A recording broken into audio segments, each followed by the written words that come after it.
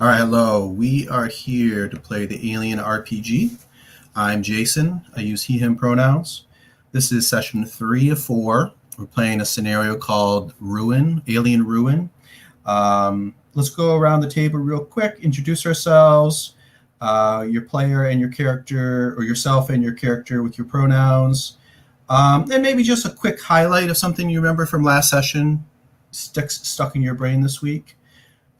Let's start with Will today. Hi, I'm Will, pronouns he, him, as are those of Noah Immelson, although more accurate that would be it, they, as Noah is a synthetic, and he is a synthetic that has been charged with containing the alien threats across human space, even if its masters no longer follow that, having been bought off. And last session, he murdered a group of cultists who were infecting themselves with xenomorphs and trying to take them off world to attack Weyland Yutani. And one of the people that he killed was his old dear friend Sitka, an ex-PC. Bryant might be right when he comes to some sort of Noah is dangerous machine, given how easily he dispatched two of them, I suppose. All right. Paul, tell us about yourself and your character. Hello, I'm Paul, he, him, and the character I'm currently playing is Tom Buddy Baldwin. Tom is a native of this planet, but he's not a cultist. And Tom really wants to get his ship fixed and get off the planet. Okay. And Alan. My name is Alan, he, him, and I'm playing Bryant, also he, him. Bryant is a self-centered former Marine captain who is coming to terms with the fact that the person who got him to come here is now dead, his brother-in-law Darius. And maybe for the first time in a long time, Bryant is having to make decisions for himself. Things that stand out, he went to try to find the research information in one of the base buildings, one of several, and then what I now know to be an alien Praetorian came through the ceiling. So yeah, I think we left it with Bryant kind of looking like this. Right. Okay. And I think it's worth noting too that unfortunately Darius was killed last session, so Paul is taking over one of our NPCs, and just to put that out there, we don't want to forget that. Okay, so like Alan was saying, I think we'll start with that moment. So let me paint the scene a little bit.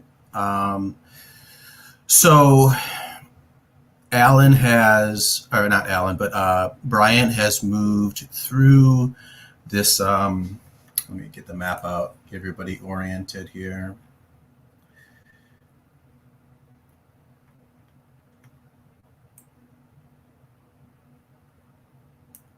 Okay. There is this research camp at the top of a plateau, and the plateau, about half of it is a fairly flat open area that's used as a landing zone, and then the other half of it is rocky and rough, and there are various tents and steel cages and also some old buildings. And Brian has moved through this area on his own to move towards the largest of these old buildings, these dome-like old buildings called the Research Building. And it is moved through a busted-down door inside into this open area. Let me see if I got the picture for that.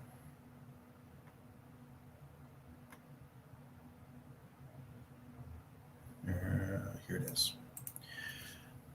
And you had looked over and seen that there was there's a door and it's been barricaded. Somebody has welded pieces of steel to create a barricade across this doorway. But you had noticed that there is a gap at the bottom, just maybe big enough for you to squeeze under and through there if you needed to. And as you were looking at it, you saw something, project a shadow onto the wall, something huge and xenomorph shaped. And you turned around, and this huge xenomorph, something you had never seen before.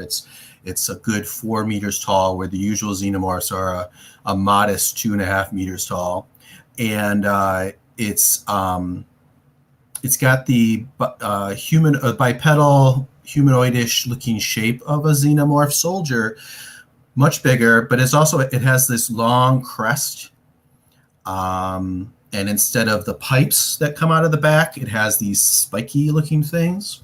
Let me get back to the picture of it. And it's standing there. It knows it has you. You've, as far as it's concerned, you've got nowhere to go. And it's come down from the roof above. There was a hole in the roof. There was a dead xenomorph on the ground underneath this hole.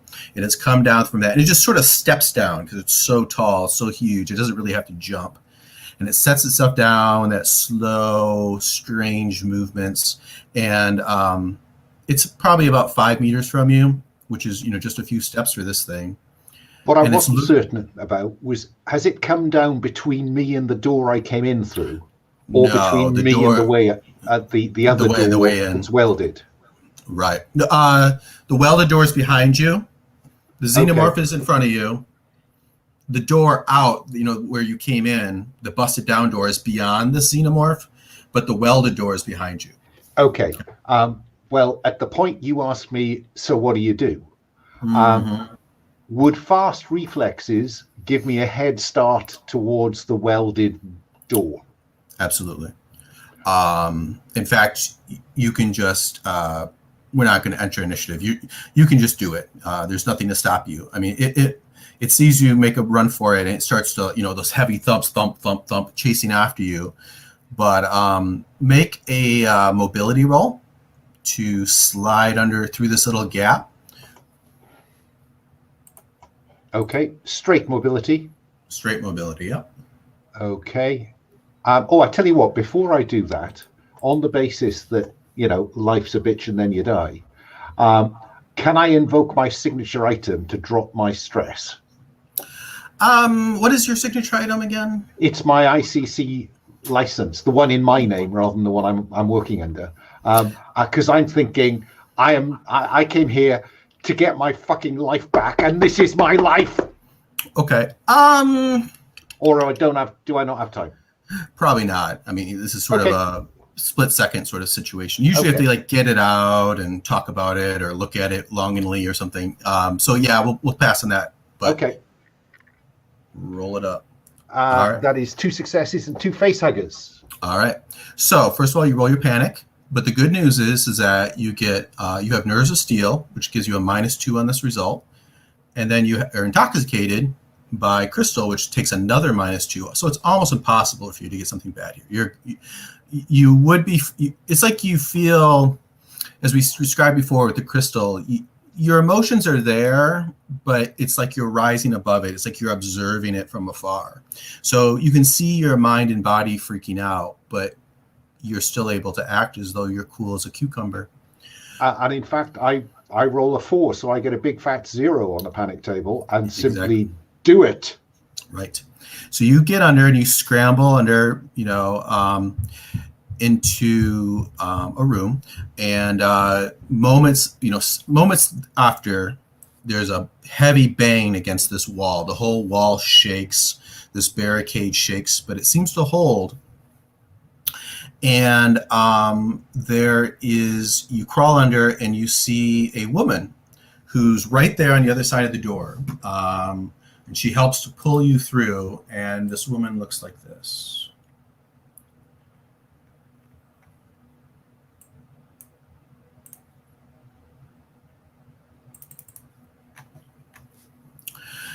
She pulls you through, and she looks really tired, but she's worn out. But I mean, obviously she, the excitement of the moment, she pulls you through, and she, once you're clear, she reaches into like a pocket of her jacket, and she pulls out this circlet, this dull gray metal circlet, and she puts it on her head, and her eyes kind of roll back a little bit, and the banging against the wall stops, and you hear this frustrated bellowing shriek from the creature on the other side, and it starts thrashing around on the other side, and then you hear you probably hear like a rumbling as it jumps up onto the roof again, and you hear some thumps on the roof that kind of recede and go away.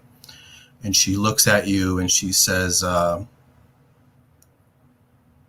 it's getting harder and harder to stop it. And let's cut from there. Let's catch up with the others.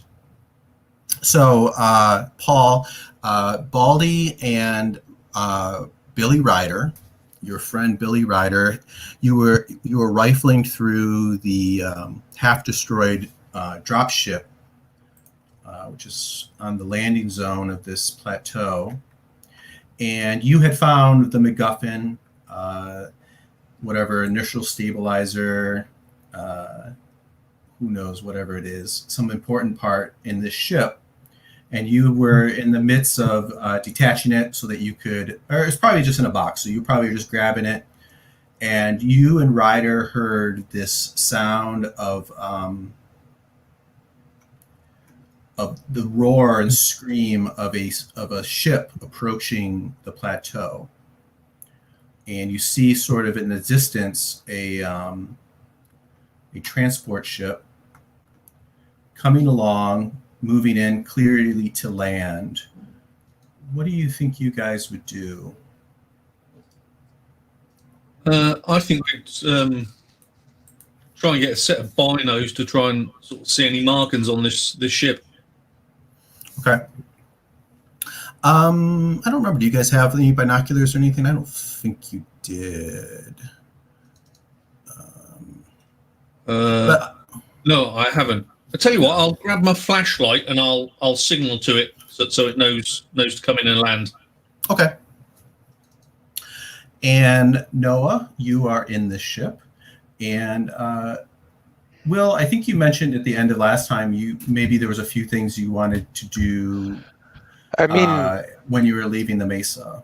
Yeah, like setting off the ship in a way that sets fire to the top of the mesa, maybe. Who knows whether or not that actually destroys those ships on everything, right? But as I set off, there's a huge black column of smoke, right? I think the only one that I would ideally like to do is a Comtech roll to see if I can patch up the bullet holes in my side. Okay. As an synthetic, basically, like as the ship's booting up, just like duct taping my shattered ribs back together again or something. Okay. Yes, exactly, Brian. That's what I'm thinking. So, the fixing yourself takes a shift to do. You have to like spend several hours. Oh, does it? There's a full. No, never mind. Yeah. I won't bother them. That's fine. I'm fine on 3. Keep that in mind though, in case. In case an opportunity comes up. The one thing I was wondering is the waif is skittish and erratic and everything, right? And I keep doing manipulate rolls trying to get her along. I'm wondering if I give her the nap relief, will she perhaps be in a more, if not, what I mean, like have more autonomy as an NPC? Would that make sense? Because the nap relief relieves stress, right? It calms you down. It's a sedative of sorts. And I'm certainly not going to give it to Brian. He can have all the stress that he likes. I would say you would know enough from your medical programming that probably not. She's got something more than just acute stress going on. Okay. She has some deeper disturbance in her psyche for sure. Okay. So it might help her go to sleep or something, but it's not likely to bring her out of it. That's fair enough. For purposes of our story, if you were to sit down and have a heart-to-heart with her, certainly there might be another opportunity to kind of snap her out of it, to some extent. Yeah, I was just looking to shortcut that with drugs. I mean, Sure. it worked for Darius, so Right. you know. But in any case, then I see the flashing light, and I flick the big spotlights of the thing off, and I mean, I guess the ship's probably got, well, it's alien ship, isn't it? So it'll be making a lot of noise as it comes in. It's a big, heavy, industrial type thing. So I imagine if I have a loudspeaker kind of thing, as I bring it in for a landing, I will just say, attention all survivors, I am non-hostile. I am here to, we are here to help. Okay. Let me back up. Let's go back to the Mesa. I just want to have a few things there too. So when you climbed up through the Mesa, you went through these dark caves, and you and the Waif both had flashlights. And as you reached the apex, moved to leave the caves and go out onto this flat open mesa, you saw that those two xenomorphs were sort of lurking in the darkness, and just looking at you guys. And you pressed on because hypothetically you've been told they can't hurt you, and they didn't attack you. They just looked at you. Oh yeah. And you went out on the mesa, and like I said, there's a heavy drop ship with sort of a I guess it's kind of like a fancy storage container.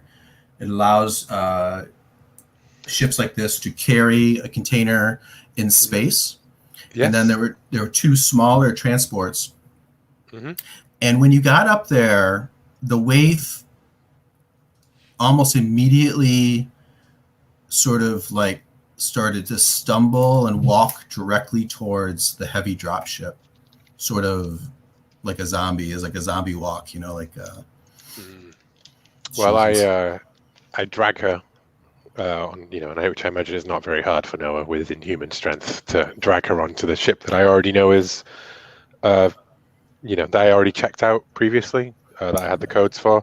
Sure. And I strap her in.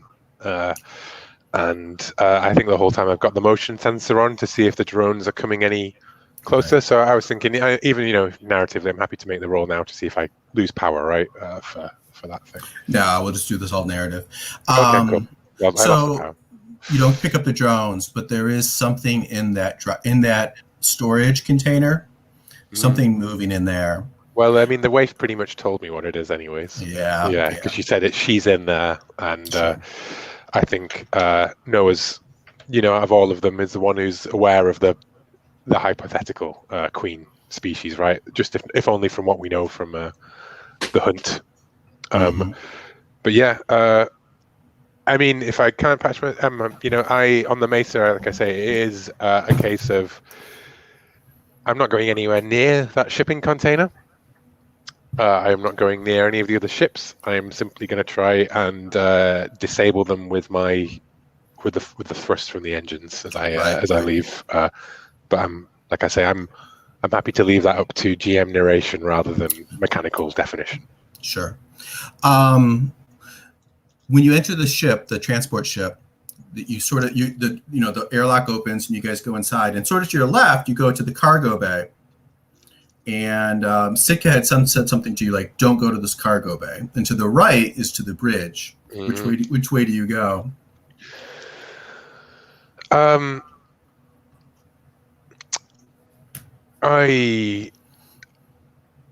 go to the cargo bay, but I don't open it. I just lock the controls from the outside. And then I go up to, when we set off, as part of my thingy, I am going to open that cargo bay and, tip the ship so that anything that's in there drops out as much as possible. Okay. Because I have been on ships with aliens inside, and I know that going in to poke your head and find out is probably a way to get it bitten off. Right. And my priority is finding the others at this point. Mm-hmm. It's still I have my agendas and stuff, but I'm happy to. I'm worried about Darius and Bryant, my only allies on this planet. Right. Okay. So what we're gonna do you're not going to blow up the ship no matter what. So no, whatever happens, with your attempt to like use the thrusters of your, this is a pretty good sized ship. It's probably about 100 meters long. So, spinning it around and like shooting these thrusters, this is a pretty complicated, difficult maneuver in atmosphere with a ship of this size. So what we're going to do, we're going to have you make a piloting roll. But like I said, even if you fail, you're not going to blow yourself up. There just might be some consequences. Yeah, I can't remember. Did we get another story point last session? Not yet. No. You yet. get him at the end of an act. End of an act, right? That's it. Yeah.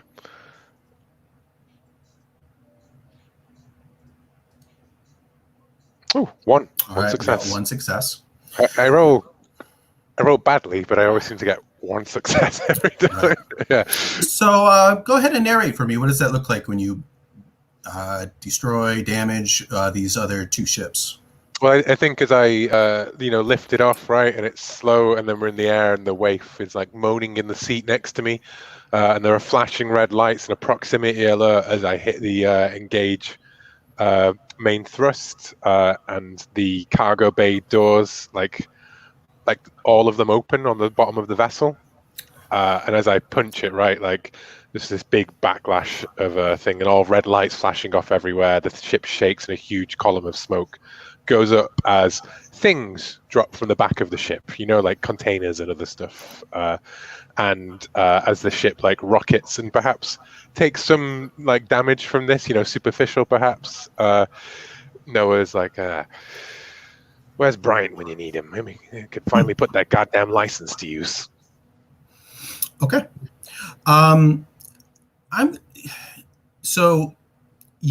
These ships, do they blow up? Are they just charred? Are they just damaged? What do you think? I think maybe it's just a huge fire, right? Like they cook off, like bits of it cook off, and like the whole top of the mesa is just like covered in like just smoke and fire. And as I fly away, there's like a secondary detonation of something within there, but who knows what it is, Sure. Okay, and you fly away, and then the camera will cut back, and we see a huge black arm, pulling some wreckage out of the way, and something is moving out of this wreckage, this fiery wreckage. And you open up the doors to the cargo bay, and indeed some boxes and stuff fall out, nothing too much. And you flip a button, and you see there's for internal cameras, and it shows the cargo bay is long rows of cryo beds, and they're these they're like in I think it was in not Prometheus, but what's the second one called, the second prequel? Covenant.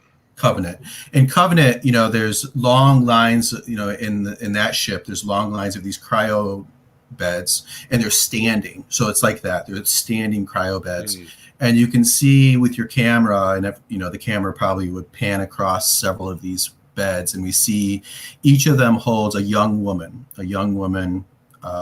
asleep, with a long white dress, a pristine white dress. They're all, full. The cryo beds are all full of these young women, but they don't fall out because those are of course anchored and attached, to the ship. So can I make a? But I think I'm in a rush to go there. I'm happy to currently be carrying them and deal with that at a later date. I definitely remember some of the Alien comics and what happens if you mess with the cryo tubes. So I think there's an easy solution to that. I'm going to say you have to wait till you land. I think this. Exactly. Yeah, I think I'm in a rush. This huge ship across an atmosphere like this is you're going to have to stay at the controls until landing. So you fly across. It's not, in a ship of the speed of this ship doesn't take too long to go from the mesa to where the navigation computer tells you this Weyland-Yutani base is. So you get there and you come in for a landing, and you see someone's, flashing a flashlight from a burnt out Marine dropship. It's not too far away from your landing. And you guys hear, I think I'll say just for dramatic purposes, Alan, where you are inside this room, a radio cracks to life, and the burnt up radio of the dropship crackles to life, and it's real staticky, but you hear Noah's voice. And what did you say again? I mean no harm, something like that. Yes, we are. This is a non-hostile vessel. We are here to help any survivors. Don't shoot, basically. I will say I have eliminated your attackers, because obviously these guys probably last saw this transport dropping off a whole bunch of aliens that killed them, and I don't know who's here otherwise, do I? I was going to say, my assumption, therefore, is that there is no longer a Praetorian outside, but I think that's unlikely. Can I ask that woman what her name is? Sure. So she's like wearily taking this circlet off and puts it back in her coat, and she kind of, settles down in a chair, and she says, "Who the hell is that? I'm Nakamura, and who the hell are you?" My name is Bryant. I'm here to help. Oh, good. Because I think I'm still wearing a Wayland Yutani environment suit. Right. She goes, you don't look like company. You with the company? You could say I'm a freelance working on behalf of Peter. Right. And she has like a Wayland Yutani like jumper overalls, and it says, Nakamura, head scientist, something like that, on her breast. And she goes, and who's that? You know who that is on the radio? Yeah, I think I do. I think he's one of the other people that Wayland sent. She goes, we lost a third person on the sand. Yeah. Look, the radio, I think, works. So if you want to talk to him, go ahead. Is that you, Noah? You're muted, Will. Over. Brian. You got the CB Brian. radios, yeah. Brian, you made it. Where's Darius? Darius is dead. And I have the biggest fucking alien I ever saw outside a door that I'm behind. I don't see it from up here. Listen, there's a guy outside waving me down. Is he a friend of yours? Does he look a little spaced out, and is he wearing a beanie hat? He's wearing a beanie hat. Yeah, I don't think you could really see that. Well, yeah, we'll say you can. Maybe I could tell he was wearing a beanie hat. That's probably about it, really. As far, yeah. I left him outside. He's looking for a spare part for a ship of his own. Okay, well, I don't know if you can see it at the base of the mesa. I say I'm going to bring it in for a landing. I don't see the bug anywhere. Well, this. I'm telling you, this is not your average bug. Okay, this is fucking enormous. Listen, Brian, the reason that I ejected you, there are missiles. There's a missile battery. It has to stay on until we're sure. It's the only thing keeping these bugs down here. Okay. Has Baldy said anything?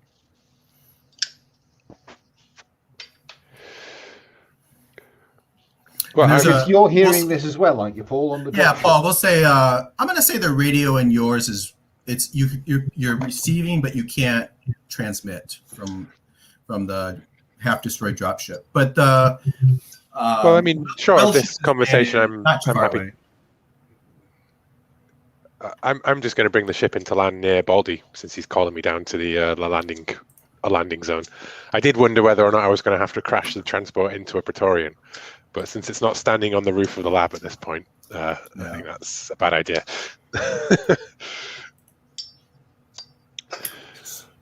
Could have used those vehicle combat rules, though. Yeah. So I added kind of where you landed. So your transport is right near where the dropship is, maybe, I don't know, 30, 40 meters away. And you like you said, you see these guys waving flashlights. I presume maybe you've stepped away out of the dropship at this point, and you're standing, in this red-hued flat area, where the ships are landed. Mm-hmm. And your ship is. We say you come down for this this landing, and your ship is powering down, and take it from there. Yeah, I come out. You can't see that Noah's been shot because he's got the armor over the top of it now. Noah looks like an 80s action hero. He's got pistols on either side, an axe slung across his back, a cutting torch on his hip, and a pulse rifle in his arms. And the waif probably peering nervously round behind him. He is Ripley from the end of Aliens. And he waves a hand up at Baldy and says, "You Billy?" Yeah. That's me. You need a ride out of here? It's actually Tommy, but... Oh, Tommy, yeah. Sorry, Billy's the other one, yeah. I've got Billy with me. He's Billy. Yeah, Billy, Yeah. Yep. Listen, well, I've got a ship as well. oh, well, you don't need a ride then. Okay, well, good luck, pal. And you guys notice that this transport ship, it looks like a lot of the Battle of Backdraft. There's a lot of scorching on the back around the thrusters, and hopefully there's no serious damage. Although it is there is some black smoke coming off, more than maybe would usually be happening. Yeah, I don't know if it'll make it. I'm not a pilot. I'm a medic. You look at him covered in guns and body armor. I know this guy that is a medic. His name's Brian. Brian? Yeah, He's he's no medic. the top-notch mechanic. We talking about the same Brian? Yeah, that's what he told me. He was a top-notch mechanic. He's top notch. I'll give him that. I will, of course, have shown him my ICC qualifications. I'm curious, did Baldy hear the noise the Praetorian made? No, the scream of the engine was definitely... they couldn't hear any of that. And I'm gonna look at Baldy and I'll say, "You got any weapons?" Yeah, and I'll pull out a stun baton. Well, those things are useful. But Brian on the radio told me that there's another bug running around here. So I'll sort of look at Billy, but I'll turn around and say, "Haven't seen it." So Billy is he's lighting another joint, and he's like a bug around here. Tommy, let's just get out of here. We got the part. Let's get that guy Bryant, and let's get on that ship. Let's get that ship repaired. Let's get off this plateau. This place is freaky. we got to turn off the missile battery upstairs.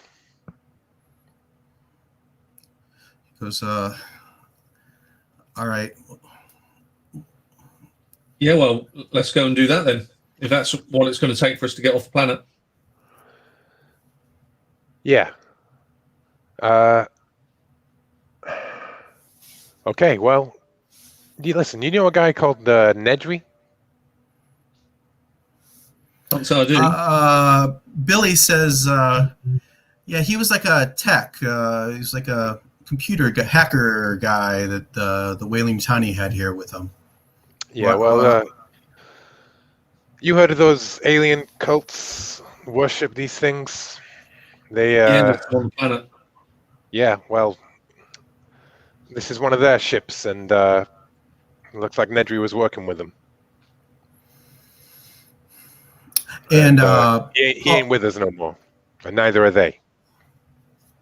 Paul, you don't know anything about xenomorphs, so like you had never been up here, so Okay. they came down to you, so you never saw any of these monsters or anything. Like Ryder kind of said, there's some crazy shit going on up there. Don't go up there; it's bad news. And you listened to him. So, Let's Ryder, find this missile control then. Although, can we not use your ship as a sort of a deflector? When we were up there before, it took us out, and it took a whole UPP battleship out as well. So I think it's probably going to be more than capable of taking us both down. But here, I'm not passing one of the pistols. So now you have a pistol. So I'm not the only PC wandering around fully loaded. And I look at Billy, and I say, "How about you? You any good with a gun?" he, looks at his hands. He's like, no.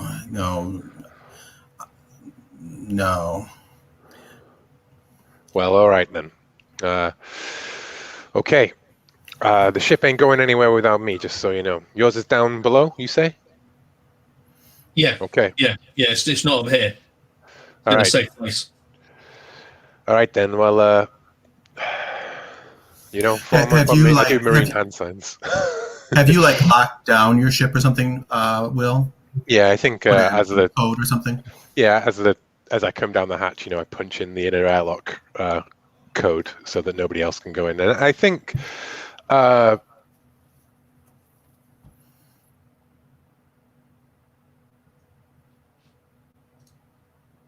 You're muted, or I can't hear you, Will. I'm not sure what happened. sat on the little remote control. Yeah. I think the waif is with me, and I look at Billy and I say, "Well, make yourself useful. Keep an eye on this kid, okay? She's been Sure. through a lot." Billy, not Baldy. The one, I'm like, you and me, we're gonna go thingy. Yeah, let's look for this controls. This missile control. So, but Ryder says, well, maybe the safest place would be in your ship right now. Can we kind of huddle in there? I promise I won't take off. I won't go anywhere. I'm not going anywhere without Tommy. Is it Tommy? Yeah. You sure? No. Do you trust him, Baldy? I don't know how to fly a ship anyways. Yeah. He's a good bloke. Cool. Yeah. All right. Okay then. Yeah. Go in there, but I'm warning you. Don't go in the cargo bay. It's filled with infected. Great. And I'll lean in close and I'll say, and if you're going to do something about that, well, I leave that up to you. Okay. But I can take care of it if you don't. Should we do that first? No, I think we better find Brian, and they ain't going nowhere at the moment. And I think let's cut to Bryant there. So we cut back to you, Bryant. You're I think you got the CB radio in your hand, and the woman's looking at you expectantly. Then you get a moment to look around, and what you're in a lab. It's smaller than that large area you were just left, but and it's packed full of all kinds of electronic gear, computers, and robotic parts, and just mix and match of sort of a robotics engineering sort of lab. And there's a cot that's laid out with piles of prepackaged food and water, and everything here is new and high tech, and clearly has been used quite a bit. And the woman, like I said, she's sitting in the chair, and you can see she's really worn out. She's struggling to keep her eyes open, and she goes, so look, why are you here? Who sent you? What's your deal? I'm here because I'm Kara's brother. Wayland told me that you can't crack her codes. I need to see the research. And we do not have a lot of time. Okay? Yeah. So, chop chop.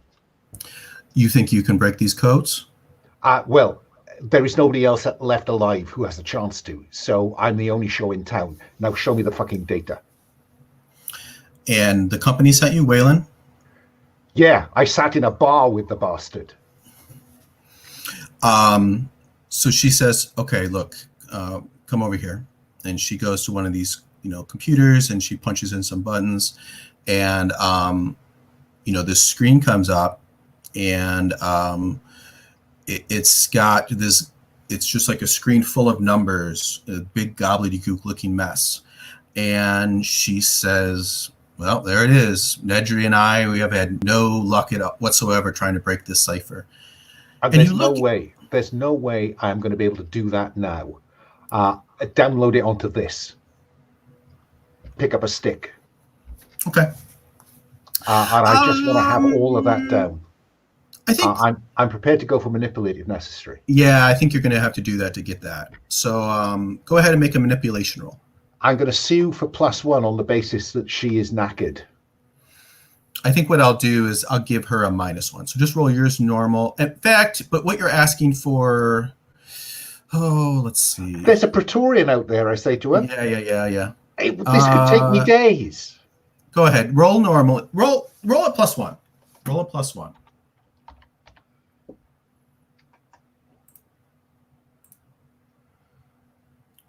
Oh, that's odd.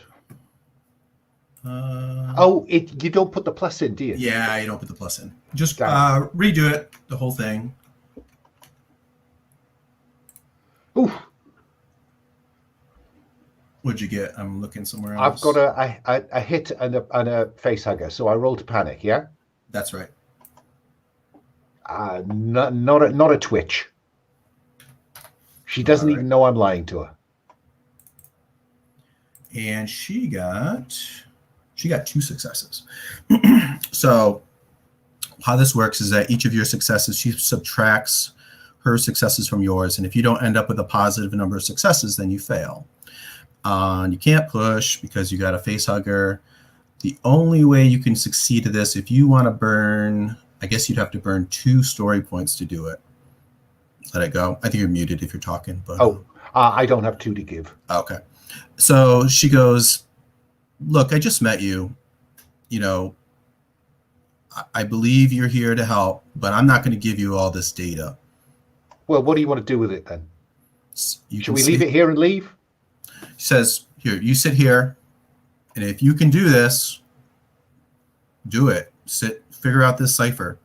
And you do, maybe you've already figured this out, but you do see hints of Kara's work here. You know, it's definitely a development from what you and she had done as kids, but the two of you had played with ciphers and codes as kids, and you can see her style. It will take you some time, but you do feel like, yeah, man, maybe I can break this code.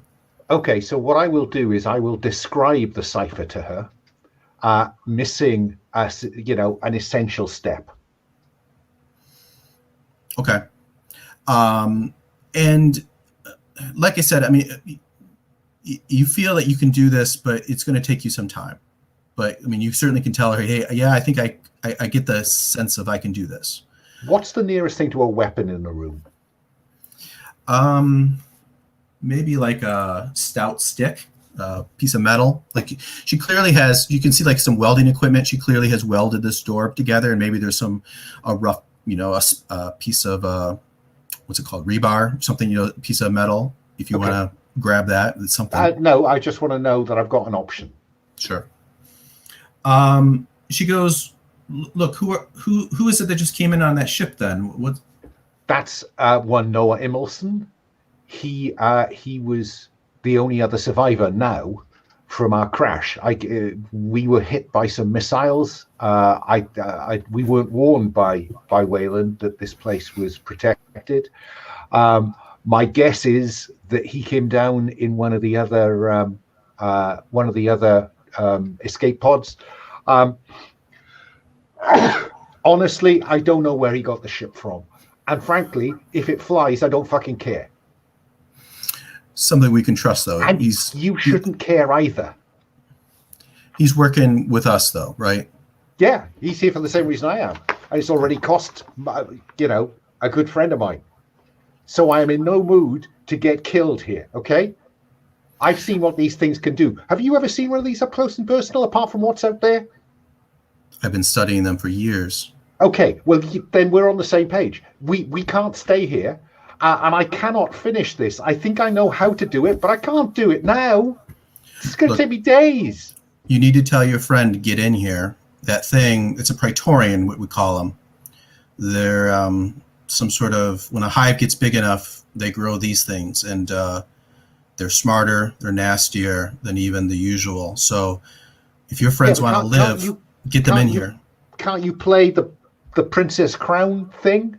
Get us out with that? Every time I use it, it gets smarter. It's getting harder and harder to control it. So how do you do it? Just put it on and say, down, boy? Well, it's like you neural interface with them, and what you feel, what they feel, and vice versa, and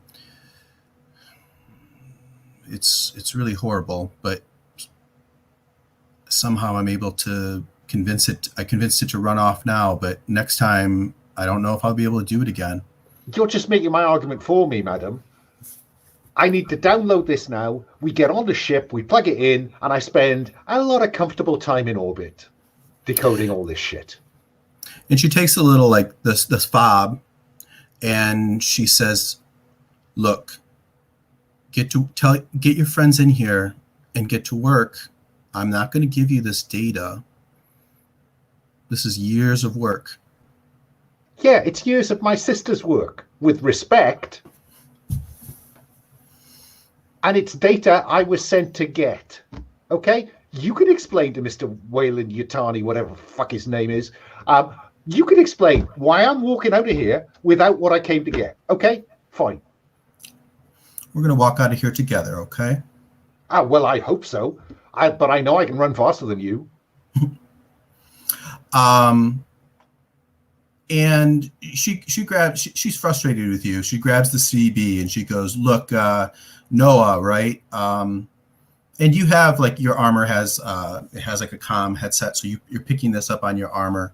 She goes, "You and whoever was with you, you need to get in this research building, quick as possible." And that's when I hit her. You're gonna hit her? Okay. Yeah. While her attention, this tired woman's attention, is on talking to Noah, I will grab the piece of rebar and just whack her over the back of the head. Okay. Yeah, I guess let's go to initiative then. So I think she was wary of you, so I'm not going to give you a surprise. Well, I'll tell you what. Let's do the surprise. We'll do. You roll a mobility, and let's see. You're grabbing the rebar and you're trying to move up to hit her. So I think to get close enough to do that, you're going to roll mobility at -2, and she's going to roll observation.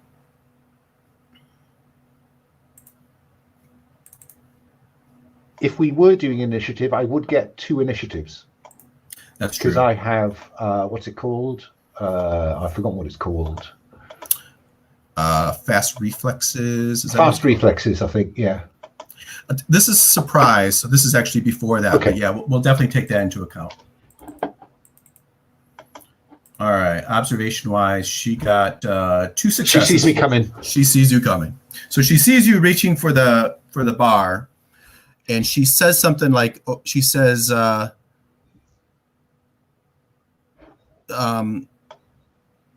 Bryant's trying to, he's going to try to kill me. And she drops the CB radio, and I don't remember. Let me check to see if she has any weapons. I don't know if she does. Oh, I mean, I did ask if there was anything I could use to kill her here. I was expecting to know if she was armed. Yeah, she has a pistol. So I'll tell you what, if that changes your plan, we can rewind and go. Yeah, no, I need to know that I have absolutely got the drop on her. Okay. So yeah, no, I'll wait. Okay. All right. So she's eyeing you then, and let's go back. So she's on the radio. She's saying to you, Noah, whoever you're with, you need to get in here because there's something nasty out there that's going to get you. I pass Baldy the motion tracker as well. Okay. Because he's got a pistol, I've got a pulse rifle. I guess it makes more sense for Baldy to have the motion tracker in one hand and the pistol in the other than it does for me to have the whole setup, right? And let's go, Marines, I guess. Okay. Is it just going to be you and Baldy, or are you going to take Ryder and the waif with you too? No, they're staying back in the ship. Seems safer than taking them into the research place. Okay. Okay. All right. I'm going to roll a die.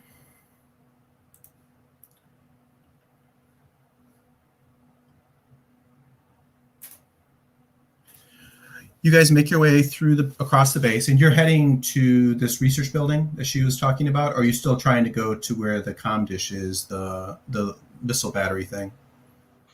Oh, I didn't realize the comm dish was the missile battery. I wasn't aware. What's that, Paul? Let's get this missile thing under control. Yeah. Okay. So we'll say you would kind of have to go through there anyways. So, regardless of where you're going, we see you guys sort of moving tactically through these, through these rocks, making your way into this area where there's clearly there's a Marine camp. These tents with these ceramic coverings, and they've got like the emblem of the Colonial Marines on them. And there clearly was a battle here. There's all kinds of wreckage and blood spray, and no bodies, of course, but xenomorph parts and acid burns. And there's this like large, heavy-duty Footlocker size piece of equipment, and it's all blown up though. But propped up near it on a rock is like a laptop, and it has a long wire that connects to this, and you can see somebody's done some repairs, some jury rigging. And it's also connected to a satellite dish that has been propped up. It also was half destroyed, but it's propped up, and it too looks like it's had some rudimentary repairs to it. That's where you are there. You any good with this stuff? This would be Comtech to mess around with this. Yeah, I'll take a look at it. So you go over it, you flip open this laptop, and it comes on, and there's it's asking for a PIN, for a code. Can we hack our way through it? You would need some actual real hacker tools to do this. So no, until you get that, or until you get that PIN, it looks like this is locked down. Lady on the radio is supposed to know the code. Yeah, hopefully. And I nod at the motion tracker. Make sure that thing's turned on. Sure. There's that thump, thump, thump, and it's quiet. You're going to make your way to the research thing now. So you make your way across through these rocks, and you enter this little bit of a courtyard where these 4 buildings are. And like I think you said last time, the comms/medical building is all blown up and destroyed. There's like a huge dish here that's knocked over and burned out and destroyed. The other 2 buildings are intact, and then the research building, which is the largest one, the door entering into it, the south door, is all busted down. Something that's physically, busted down this door. You go in there, and you see that there's all of this robotic and electronics equipment here, and a bunch of it's been thrashed and destroyed. I think probably for dramatic effect, maybe some of it's sparking and sizzling a little bit. Something is really ruined most of the equipment in here, and like we said before, there's that barricaded door with this gap at the bottom that a person could slip through. Before they go any further, can I just tell you that I'm sitting there tensely at the computer trying to demonstrate I can decode this, whereas in fact what I want to do is to use Comtech to insert a warning that will flash up in those large alien letters saying decryption attempt, erase. You're trying to... I want her to believe that if I continue to try to decrypt it now, the risk is that it'll be erased. Erased? Okay, so yeah, make a Comtech roll to create this sort of false warning, I guess. Does her mental state give me a bonus, or do I just go flat? She's not... in fact, let's not roll it now. We'll roll it later in case someone checks on your work, so to speak. Because she's actually... You kind of glance over, and you see that, she's sitting in this chair, but her eyes are slits. Like she is totally worn out. Like she's just barely keeping her eyes open watching you. Oh, right. Well, in which case, what price trying to beam this to the ship? To that transport ship that just dropped? Yeah. To beam the information? Yeah. I'm going to say that there's no like wireless basically here. Okay. This equipment doesn't have.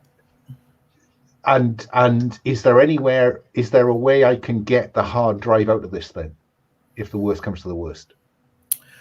Yeah, so like your original idea of like there's probably like little data fobs laying around. So like you could try to copy this, but she's already made it clear she doesn't want you to do that. And she is kind of watching you. Like you might be able, basically it's going to require a sneaky roll to do something like that. Yeah, I think I'll take that chance. Okay. So you kind of like try to palm one of these, as you're, pushing buttons and stuff. You try to like eye her, and also time it, with her fading out, to grab one of these fobs, stick it in the computer and try to like copy and paste onto this thing. Go ahead and make a mobility roll. Well, I'm wondering, can I use observation to pick the right moment? I think it's captured by the idea of the mobility. So, in fact, let's do it this way. We'll do an observation versus observation instead of mobility. Okay. So we'll have opposed observation checks. And hers going to be at a minus because she's fading out badly. Mine will be at a plus then because I'm still crystal intoxicated. That's true. So let's try observation and put a 1 in the box. And submit. That's 3 successes. All right, that sounds pretty good.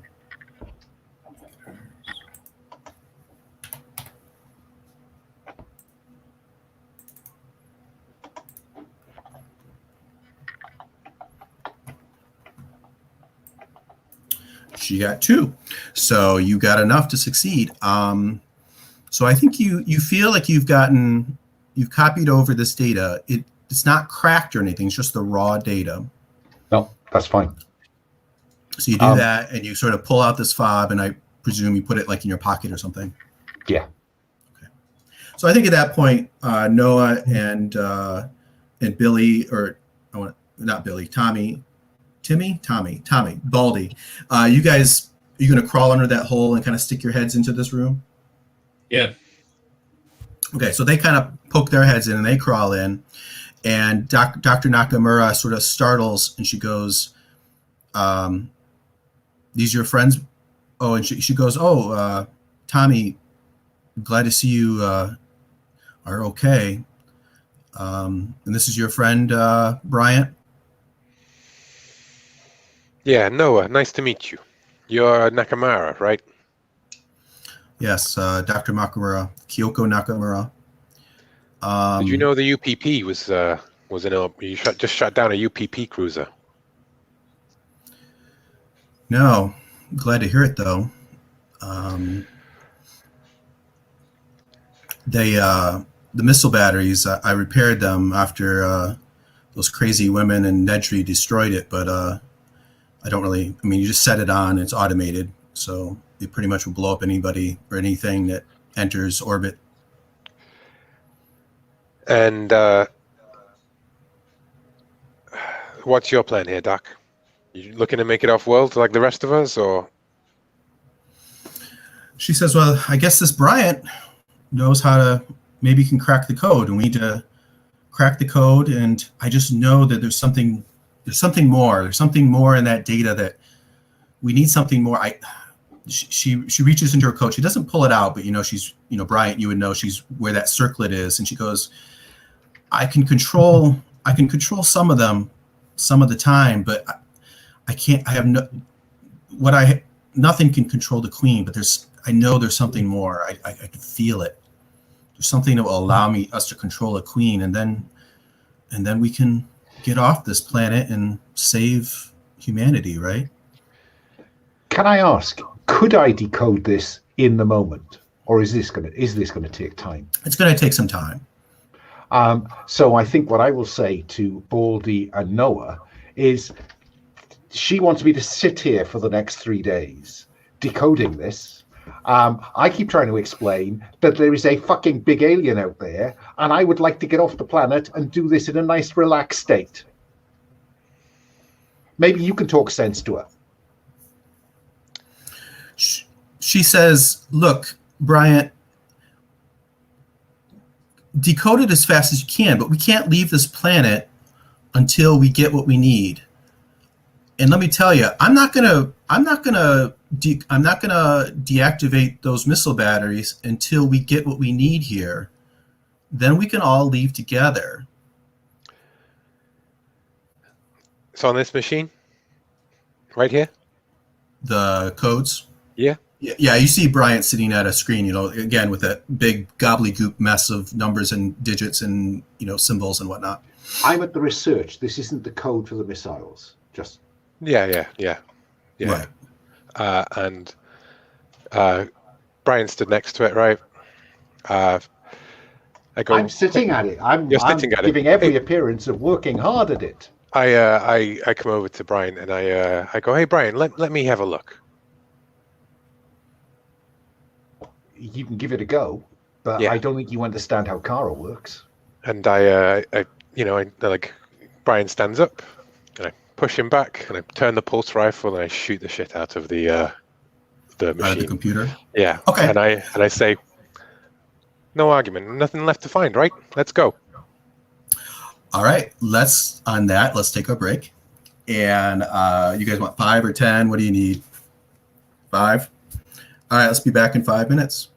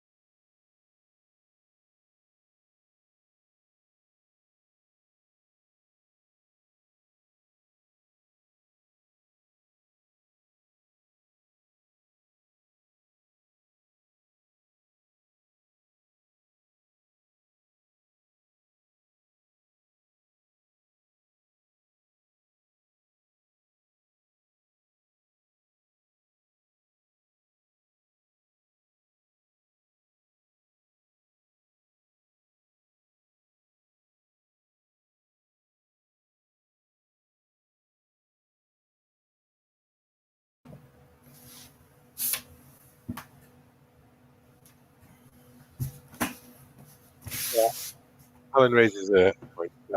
Kyoko Nakamura. Yeah. Does it look the same as the other Kyoko?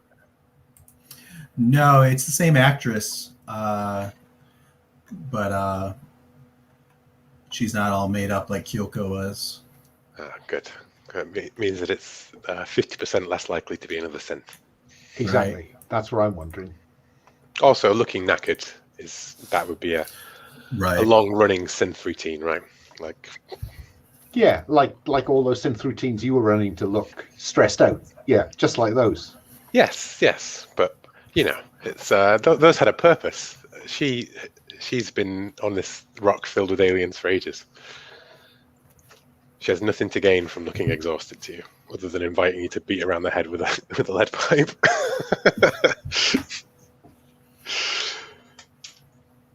I thought we'd be coming into this room with Brian and standing over the dead body. Right. Yeah, you guys Oh, are. if she wasn't armed, you would have been trying. Or she'd have been standing up for me.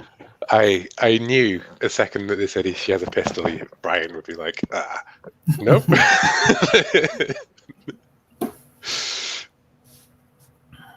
Pistol? Who said pistol? I don't have all the cards, then no. Yeah.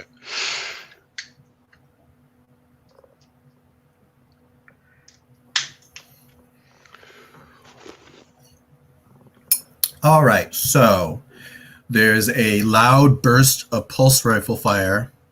The computer, sparks and is blown up, knocked off onto the ground. And Nakamura jumps up. She goes, "What are you doing?" Ending the argument. She slumps down. She goes, How are we going to get what we need then? We're going to get off the planet. That's what we're going to do. What, to a universe overrun by xenomorphs? You guys don't understand. We're not here to get away. We're here to find what we need to save people. Bryant will weigh in. Do you not understand? Bryant will weigh in here and say, "Fuck Noah, that's the tick. That's what we're supposed to get. I came here to get my life back. My life was in that data. What are you? Wayland is going to screw us over again." Like he screwed everyone else over? Of course Wayland's going to screw us over. He was always going to screw us over, Brian. I would have thought you'd have learned by now. So Bryant is giving every impression of being distraught at the loss of the data. Yeah. And Noah's just going to say, you got the circlet, you got the things. Why do we need to stay around here? It ain't safe. We got to get out of here. And she pulls it out and she goes, "This goddamn thing," she throws it to the ground. "It can't control a queen." Cool. Do you understand? It can't control a queen. We can't save people unless we can control a queen. Something is in that data. I know it. I know something's in that data that would have shown us the way. What was in the data? I don't know, because this idiot just blew it up. He was going to break the code, then we would know. Now we've got nothing. Well, we need a new plan. Let's get off the planet. Bryant has collapsed on the bed with his head in his hands, and clutched in his hand is his license. And I was gonna get back to this. Don't you understand? It was all about and this. No. Noah is going to pick up the circlet off the ground, examine it, and then snap it. Okay. You can try. It doesn't bend though. It's unbelievably strong. Maybe you try, but and Nakamura goes, "Give me that back. It's mine. Give it to me." And she looks real like she's real serious. Well, so's Noah. But Noah says, "Why? What's so important? What's so important about this planet?" This planet? it's where this research is, and I guess it's where that came from. Came from where? I found it. It was under this floorboard. She gestures over, and you can see there's like a false floorboard that she's moved to what side, and there's a little gap under there. And she goes, "I found it under there. Kara must have hit it all those years ago." It's I can control most of them with it, and the Praetorian, like I was telling Brian, it's touch and go now, but I might be able to control it if it comes at us again. But it's mine. Give it to me. Well, let's get off this messer. It's dangerous here. Let's get back to my ship so I can fix it, and then we can get out of here. Let's get that missile battery sorted. It's broken. He's right. There ain't nothing more to argue about. And I throw the things back at her. Okay. She grabs it and she holds it, with a death grip with both hands, and she says, "Look, have IQs dropped dramatically since I was out in space, but we have to get something more. There's no point of leaving this planet. Like I said, you're going to go out into a universe overrun by xenomorphs. Where did all this research start then, Doc? Why did it stop? Where did it start? Where did it Where did begin? it start? Yeah. Look, Kara, we don't know why. She came here 12 years ago. She came here with Ryder, and they... Has Ryder mentioned the temple to the others at any point? No. Okay. Nope, he hasn't said anything about that. But she, definitely when she says the word Ryder, your ears all prick. I guess Brian doesn't know about it. No, you do. Yeah, you guys all, your ears prick up when you hear Ryder's name. And she goes, she came here with Ryder. They did some research. They left this facility and never came back shortly thereafter. And from as far as I can tell, she found this thing. She was using it as the basis of her research, but it's clear that she felt, and I agree with her, there's something more. There's something. Well, maybe we go speak to Ryder and we find out what started all this, where it all began, Kara had to make this from something, right? That seems like we go to Ryder and we find out where it is, and we get the hell off this rock, huh? That suit you, Doc? She looks at Baldy and she goes, "Ryder's still alive?" Yeah, he's outside in that ship. She gets a sign of relief. She goes, "Yeah, we should talk to him. Maybe he knows something. Now that the goddamn research has been blown up."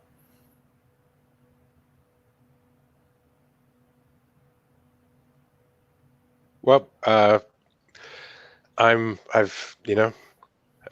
ruined the dreams of my fellow humans, so it's time to book it, I guess. Can we take? I guess I ask her, can we move the comms dish? Because it's a remote uplink. Does it have to be here, or can we put it in the ship? She goes, "I wouldn't try to move that thing. It's just barely functioning at this point. If you want to turn off if we ever are going to turn off these missile batteries, we're going to need that uplink terminal. And like I said, I wouldn't move it. It's Nedry and those crazy women, they really did a number on it."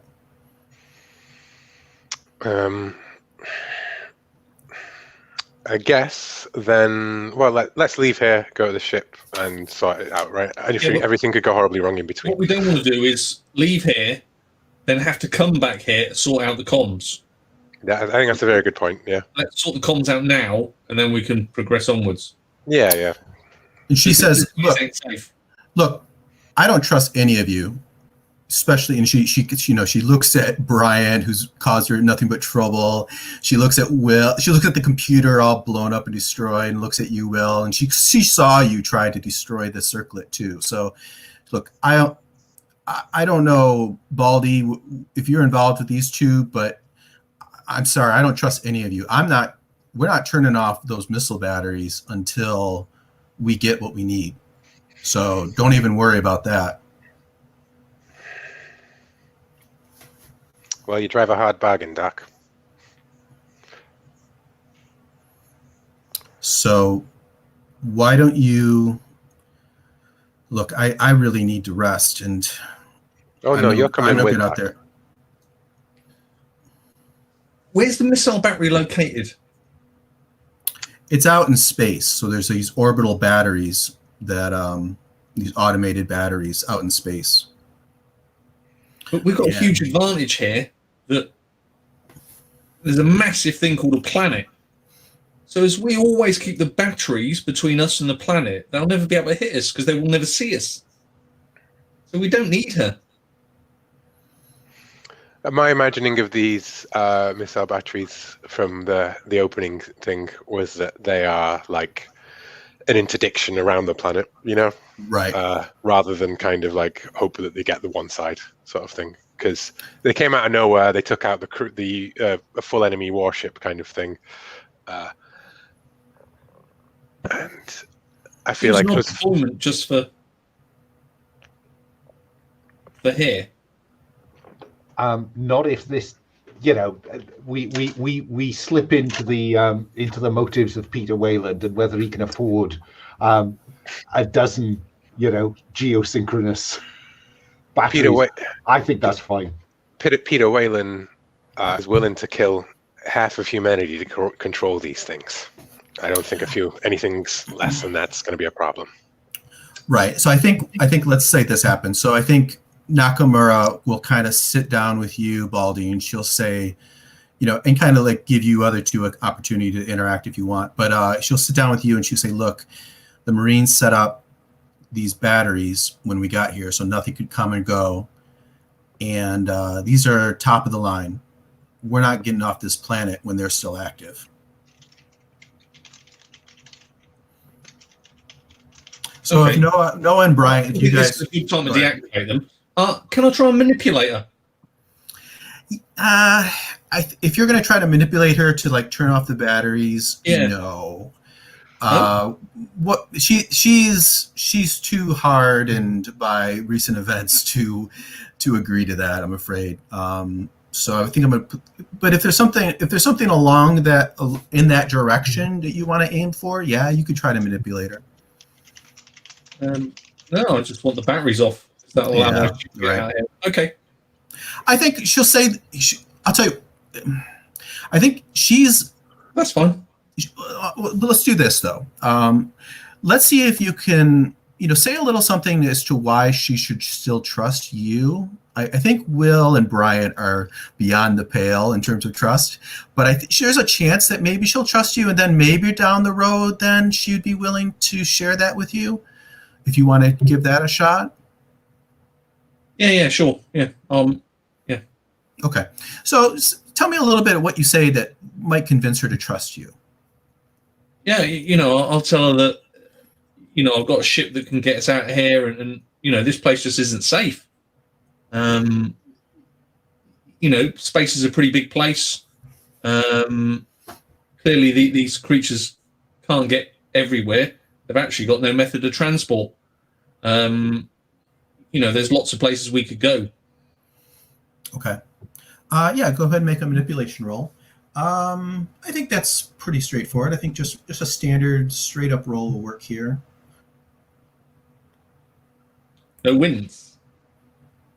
You got nothing? Okay. You can push if you want. Add a stress and re-roll. Yeah, sure.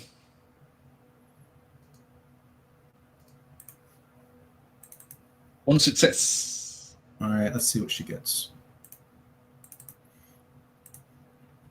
Oh, she got 2. She says, Baldy, look, I don't know. Look, my advice to you, don't get caught up with those two.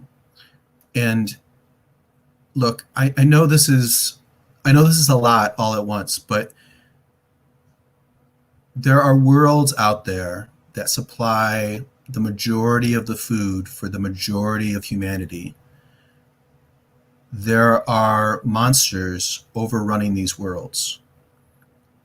If we leave now, we won't be able to save those planets. But if we stay and we get what we need, I know there's something more. If we can find it from the research or find it out there, then maybe we can save those people, but we can't leave. We can't leave until we do that. I mean, you can leave. You could leave, Baldy. I mean, honestly. Oh, I can't because the missile battery. But I'm saying we haven't got any research anymore. It's gone. Right. So I'm not understanding her sort of argument. But maybe Ryder might know something. Love. We haven't got any research anymore. That bloke over there blew it up. I know. Our only hope is that maybe Ryder knows something. Maybe we can convince him to, get off the drugs and tell us what the hell happened all those years ago. Yeah. Let's go and ask him. She says, I guess where we live off, you guys all wanted to go, and you were insisting that she go with you, right? Yeah, pretty much.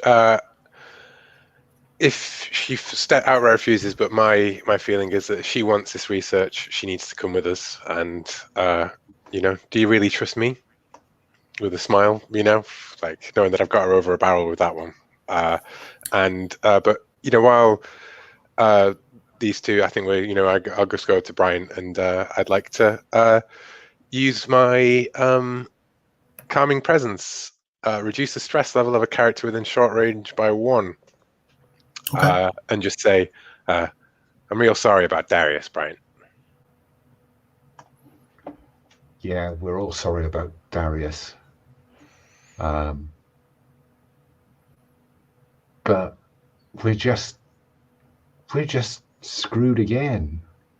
And if Wayland is right, then humanity's screwed. You may not have wanted to let him have that stuff, but that stuff could have been helpful to people. It's just another weapon, Brian. The only way to make it safe is to take it out of your hands. Oh, Jesus. Pat on the shoulder kind of thing. Probably a little bit of white fluid starting to leak through the side of the armor, right? Okay. I've reduced my stress by 1. Okay. I'll leave it at that for now.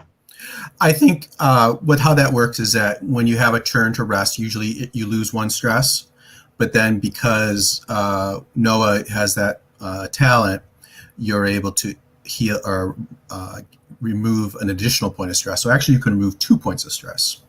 And that takes me to no stress. Right, Paul. It sounds like everybody was resting for a little while, so you can remove a point of stress also. Okay, so a little bit of time's passed, and Nakamura, she pulls out her pistol and checks to make sure there's a bullet in the chamber, and she goes, "All right, fine, let's go then." Then she sees she has another arm sort of like in her coat, grasping at this circlet. She goes, "So where's Ryder then? He's in the ship, you said?" Yep. All right, lead the way. Motion sensor on. I'll make another power roll for that, I guess. Yeah, whoever wants to use a motion sensor, go ahead. So a facehugger means you lose 1 point of power. So just on your sheet where it says power, just reduce it by 1. Yeah. I just remembered I too have a motion tracker. Sure. Is there any advantage having 2 running? No, not really. Because I presume you're all going together, right? If you want to put the motion tracker on your sheet and just give it power 4, I guess. Okay. Because I want to hand out some of the bevy of equipment that I got because, metagame wise, I don't want to be the only one holding. Right. Yeah, and Bryant, you see, he's got a pulse rifle and a pistol and an axe, and he's given Baldy a pistol, and you still have nothing. I will give, I think actually you reminded me at the end of that conversation, I will give Brian the pistol holster first. Okay. Okay. So go ahead, add a pistol.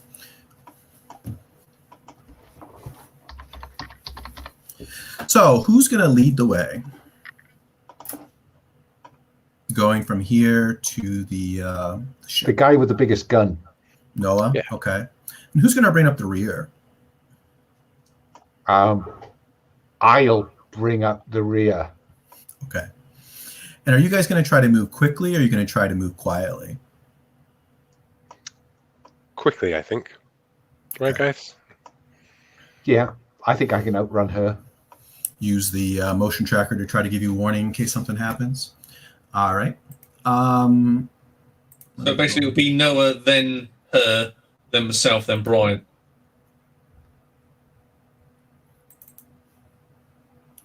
I tell you what. I will say to Baldy, look, stick with Noah. He can get you off this rock. I'd like to encourage Baldy to be in front of her with me behind her. Okay. So I'm still worried that she may use that circlet against us. I think it was a bad move giving her it back. So am I. So yeah, But I'd like to have a kind of pistol on her just screwed. in case. Okay, you go behind her. We're on the same same page. Okay.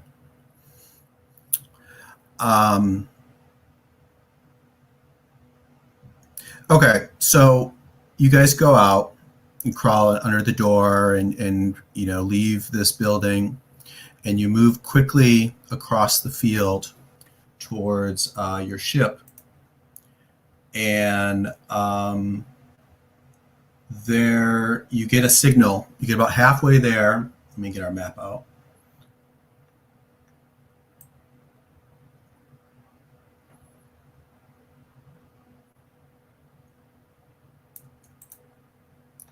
You get about halfway there, so you get to about, actually, let me get a little token out.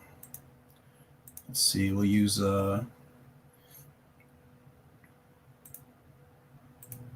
Noah's leading the way, so we'll use Noah token here to show where you guys are. So you get to about here, and just kind of like on the edge of where the rocks where it flattens out into like to the landing zone area. So you're kind of out. And you pick up a signal coming from your ship, and a couple signals actually. No, just one signal, and it's in the gloom. You don't really see it, but it's a signal moving quickly this way, and it gets to about here when you guys, get a chance to do something. What do you do? There's a signal moving. You want to throw a flare out there? Yeah. Okay. Anybody else want to take an action before I describe what happens? Okay. I'll go one better and shine my flashlight at it. All right. Let me get another token here. Oh, I've just realised I've got a flashlight as well. Yeah, my flashlight will be on. I'd forgotten, of course, it's always night here when you're doing stuff. Of course. It's a dim light. That red hue that the huge star gives you provides a little bit of light. So are we at the comm dish now? And is this where she needs to put the code in? Well, you guys were moving to the ship to get Ryder, right? That's my understanding. Oh, okay. Yeah. Yes, I mean, but she's have we made got it that clear. far, basically? I think Alan's asking, are we at the moment standing by the comm dish on our way back to the ship? Let me show you. Yeah, you're pretty close to it. You see where the little, on this map, where Noah's token is? That's where you guys are. All right, so you throw out this flare and you flash your flashlights over, and you see this huge Praetorian moving more or less on 2 feet and then 4 feet. It's moving rapidly, and it's carrying something human-shaped, human-sized. What do you do? It doesn't seem to take any interest in you. It's moving rapidly to the east. And Baldy, you've never seen anything like this before in your life. You gain a point of stress. And in fact, you actually have to make a panic check. Although I think with no stress and with you're probably fine. Yeah, I've got talents and crystal. Yeah, so you feel adrenaline, but like we said before, you're observing it from afar, so you're not going to panic. Would an observation check allow me to see perhaps something more about what it's carrying? Sure. I'll say your flare and stuff, you see it's carrying a person. It looks like a young woman. I open fire. You're gonna shoot at it? Okay. Yeah. All right. Let me check in with these other guys, and then we'll come back to you then. What do you other two go? You see Will or Noah start to pull out this this pulse rifle. I will do something. Field commander, use command to give orders in combat at fast pace. Oh no, hang on. Is that the one then gives someone a benefit? I've forgotten. There's one that used to give Darius a benefit. Anybody can use their command skill to give. Oh, it is the command skill itself. But your skill allows you to do it basically twice in a round. So you can fire and give a command. Right. Exactly. Yeah. So I think I will shout. I will say to Noah,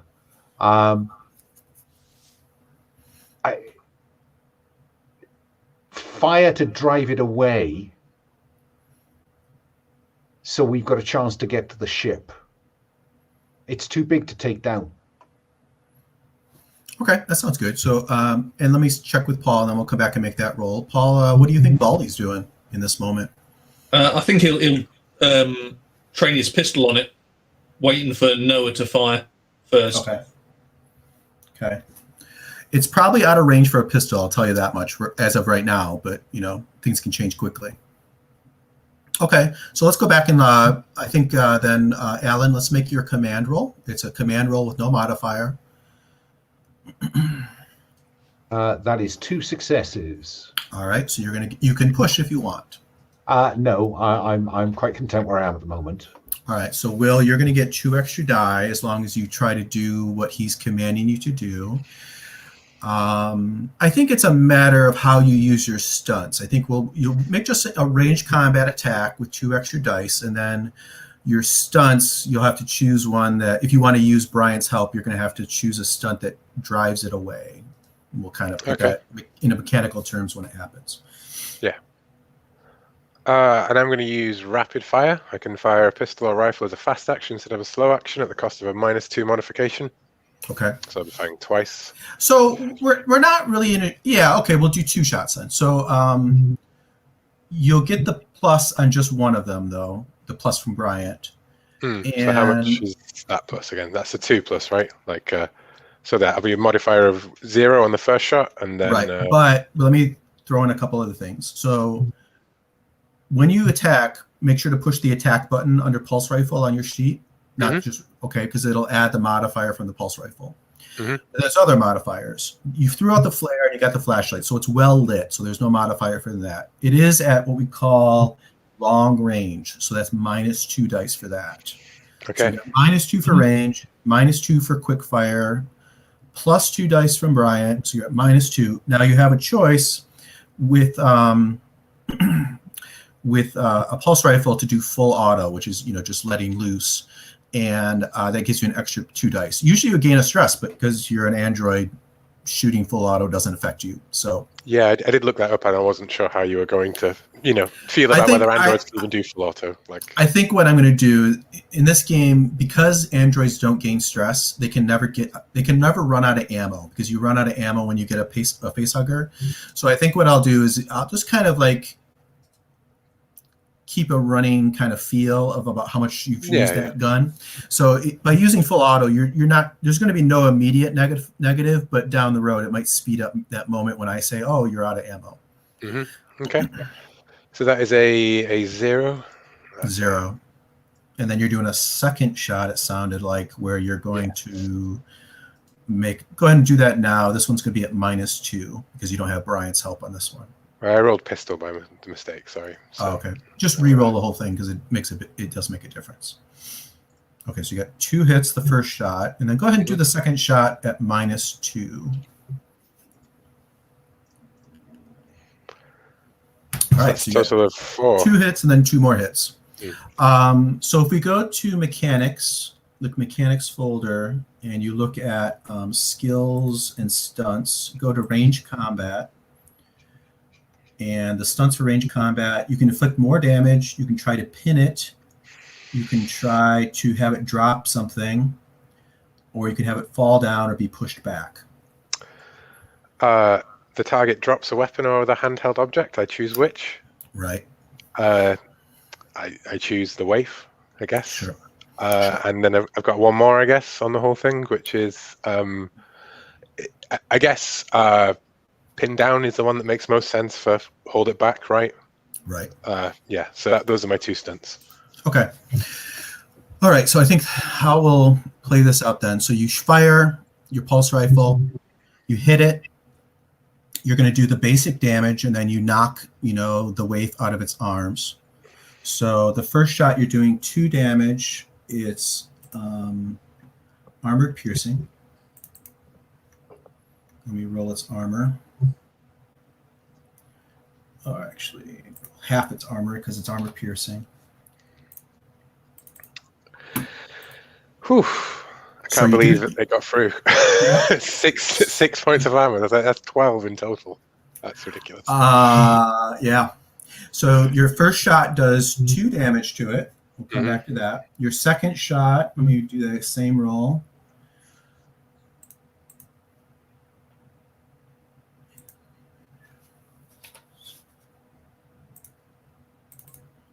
Okay, it blocked one of those, so it takes another point of damage. It knocks the waif out of its arms. I think the first shot, you knock her out of its arms, you damage it. Then the second shot, you're going to kind of like knock it down or knock it back or stun it or something. So I'm going to say the first shot, maybe some acid's going to hit the waif, but the second shot will say no. So acid, 10 plus damage is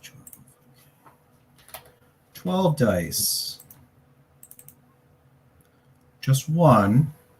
So the waif gets burned. You hear her let out a scream. And I'll mark some damage on her. Okay. Then I think we're going to go to initiative. I think like I said before, I'm not going to do the whole initiative thing is kind of takes a lot of time. You got the jump on it. I think what we'll do, you guys all have, or I think actually Paul doesn't have it. So I think what we'll say is that Noah and Bryant, you guys can go first. Then we'll have the creature go. Then we'll have Tommy and Kyoko go. And then we'll have the creature go again. Okay? So let me write that down. So Bryant and Noah. Then the Praetorian. Then Baldy and Nakamura. And then the Praetorian will go again to Ed. So I think Bryant, let's check in with, or either one of you guys can go first. Bryant and Noah. Okay, well, Bryant will take Kyoko's hand and endeavor to get her to follow him around the back of the half-burned out dropship. So there's something between us and it. Okay. So you're going to try to get her and go to cover. Okay. And Noah, what would you like to do? Is command a fast action or a slow action? It is a slow action. Okay. Oh, but I could use rapid fire again to do it, couldn't I? So I will command the waif to run, get back. And well, your quick fire helps you shoot. It doesn't make your command a fast action like how Brian does. but it makes my fire a fast action, so I can use the command to do the slow action. I see. Yeah. I mean, you could if you want to mechanically help her, you can do the command skill. That sounds like a good idea. Or you can just do it as a so-called free action if you just want to yell something at her. No, I think as a command it feels like the flavor and the mechanics, right? Sure. I want to make sure she makes it. Otherwise, this was all for nothing. And then I will attack with a -2, which is cancelled out by my. It'll be on -2 flat, anyways. Well, it's -2 for your quick fire. Yeah. It's +2 for full auto, but then it's -2 for the range, so you're -2 overall. Just one success. Okay. And that's 2 more damage. Let me roll the armor. And I think your gun is now out of ammo. Mm-hmm. So you do have reloads, but it takes a slow action to reload. So. Mm-hmm. All right, it blocks 1 damage. It's takes a little more damage. Hold on, let me get a couple tokens. I think on my count it's had 4 points of damage. Yep.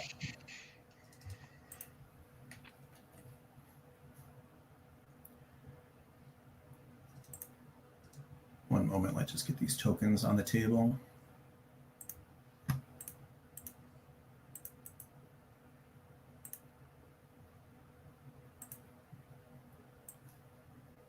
All right, so Nakamura and Brian have run over here.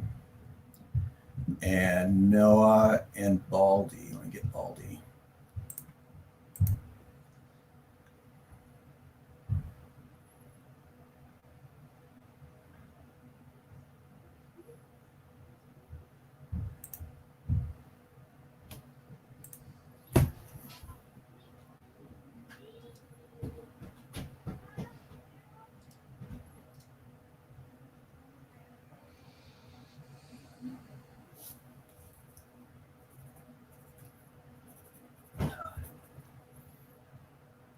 And the waif too. I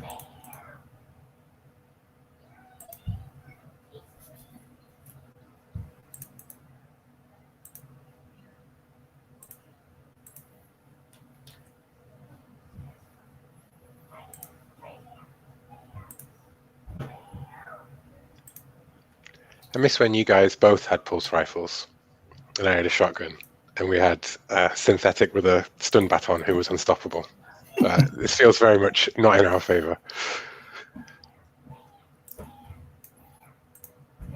Yeah, I set up this adventure on purpose to be a little bit slimmer on the equipment. Creates more tension that way.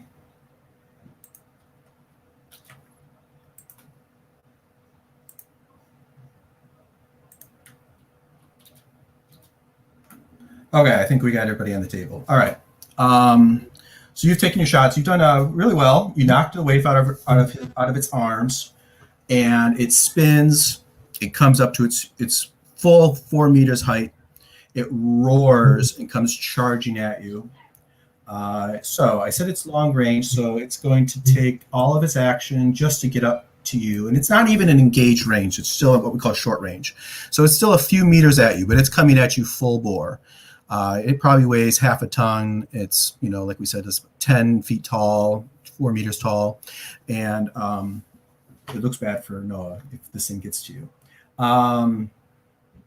Now, Baldy, Nakamura, and the waif. I think the waif, we didn't do your roll also for, it doesn't look like you'll need it, but she can bank it for later. Go ahead and make a command roll, Noah, for your helping her out. Sounds like mobility you'd help her with.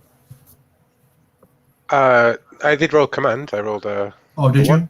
Yeah, I rolled a 1. We got one. Okay, so she's got an extra die. All right. I'll make a note of that for later. So she kind of scuttles maybe back behind this, maybe back towards this burnt out transport. So she kind of moves away. And that leaves Baldy and Nakamura. What would you like to do, Paul? I'm going to reload Noah's pulse rifle for him. Okay. How would that work? I think what we can say... Out of his hand, slap a magazine in and hand it back to him. That'd be a little awkward, but we'll tell you what, make a mobility check to do that.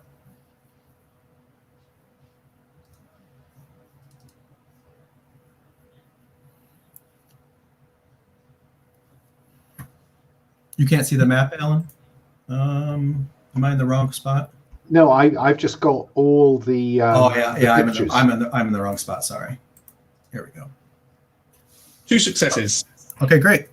And go ahead and take a look at the stunts for that. See if there's anything that applies here. But you succeed. He reaches over, he pulls a magazine off your belt and slaps it into your pulse rifle. And I think Nakamura has been kind of pulled away by Bryant, so I think that's her turn to go over there. So I think it is time for the Praetorian. Yeah, I think for mobility, it's give 1/6 to another PC in the same situation. Okay. So I'll pass a 6 to Noah. Clearly, he's got a lot of time. It was that quick. He's got a lot of time to aim. Sure. We'll tell you what, Noah, if you have a mobility roll, your next action, you'll automatically succeed. That maybe like Baldy's like waving his arms after he does that to draw his attention away or something to give you a moment where you can move if you need to. Okay, now the moment of truth. The Praetorian moves in to attack you, Noah. Roll 8. You want me to roll the d6 for its attack, or do you want to do it? You roll it. It occurs to me now I should have saved a movement to an action to dodge, but oh well. Okay. All right, d6. It got a 5. This isn't going to be good. Probably not. Let's see. It whips its tail around and tries to pierce you with it. It rolls 12 dice. Oh my god.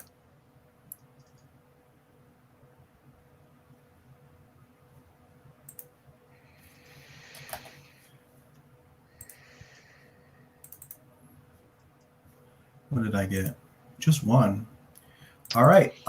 You are going to take a point of damage. Your armor does apply, so go ahead and roll your armor check, Noah. No, I still take 1. It does pierce the armor, it wicks through the armor and slices into me. You got nothing on your armor roll? Yeah, I got just flats. So I was very lucky with it, but I was very, I can live with that Okay. for now. Okay, so you're going to take 1 damage. Mm-hmm. And this greenish venom, is injected into your body, but it has no effect. The creature realizes that you're not the kind of biological creature that it's looking for. It lets out a screech of frustration, whips that tail back out. That's all that happens for that. Of course, you can pretend to be knocked out by it if you want, but No. it doesn't really affect you. Okay, we go back to the top of the round. Now, first of all, I've got to roll to see if the waif takes any more damage from the acid. Let's see, I think it was 12 dice, so now I'm going to roll 6 dice for acid.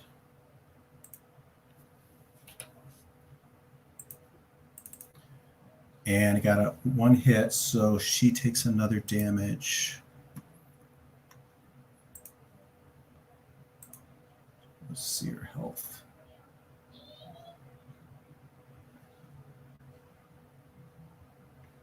Okay. So she lets out a cry again. You don't really see her. Like I said, she's kind of moved to cover, but you hear her let out a scream. And Bryant and Noah, you guys can go in either order you like. You go first, Brian. I'm going to try and make the rest of the distance to the working transport with Nakamura in tow, shouting at Nakamura, "Pick it up, lady." So that's a command and 1 run. I'm Okay. hoping if she is slowing down, that's going to keep her, that she'll be able to keep up. You don't even bother rolling, because what's going to happen? She's looks out from cover, and she's not going to follow you. She's reaching into her coat. I'll tell you that much. Does that change what you want to do, or do you want to keep moving to that transport?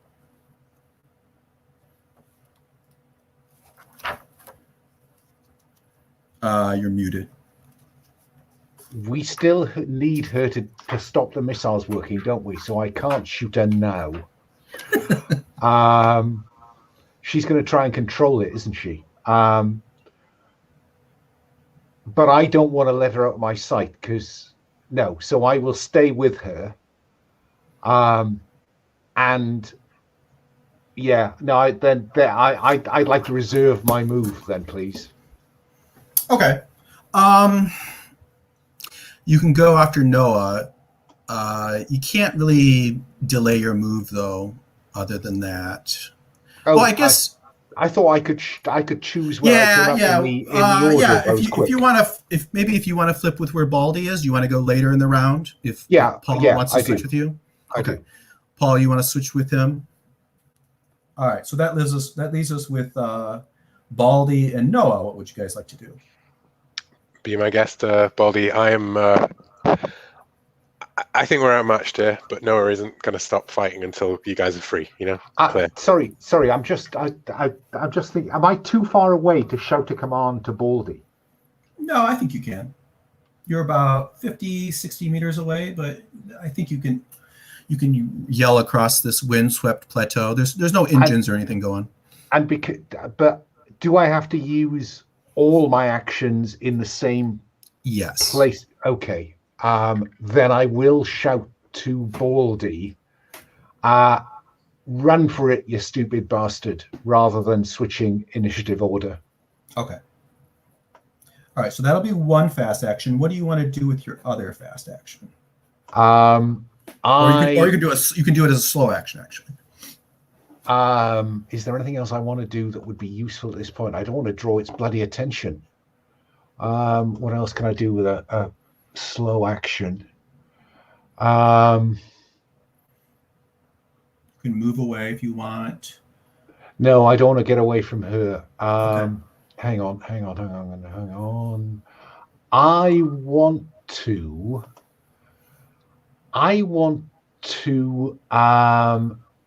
fire at a rock behind it so it thinks there might be something back there. Distract it. Distracted, yeah.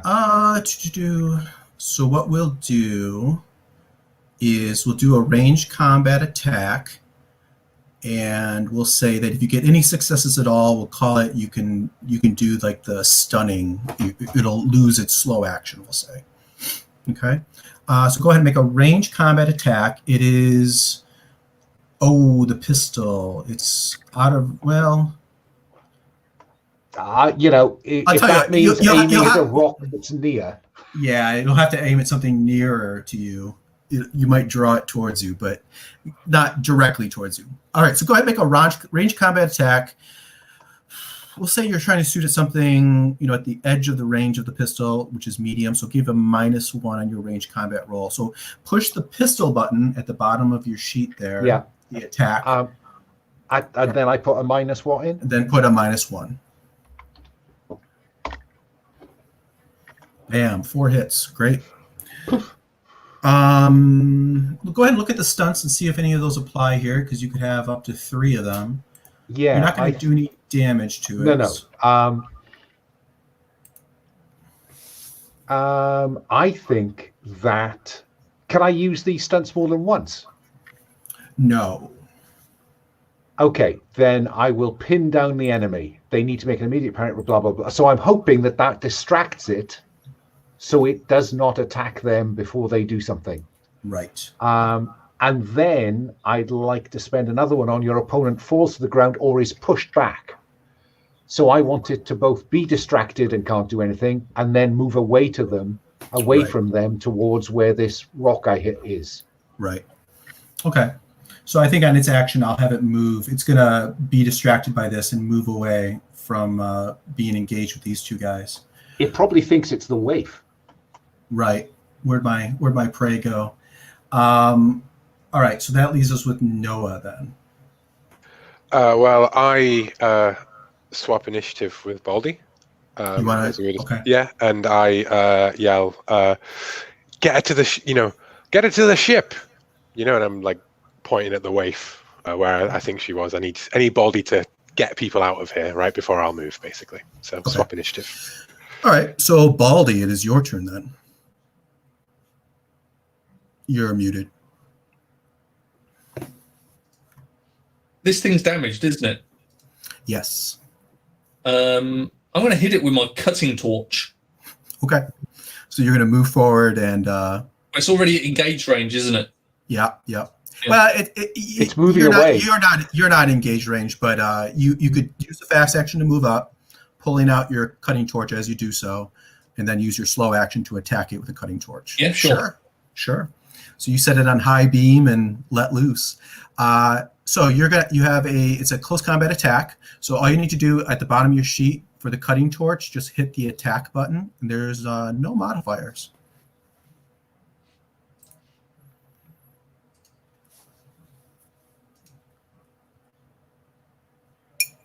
All right, you got one hit, so that does 3 damage.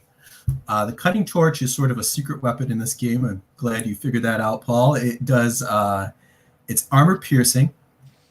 You do have to make a power roll, so make a roll 5 base dice and see if you get any face huggers. You got 1. So take away 1 point of power on your cutting torch. Yep. And you do 3 damage. It's armor piercing. In addition, it's considered fire, so these things have less armor against that.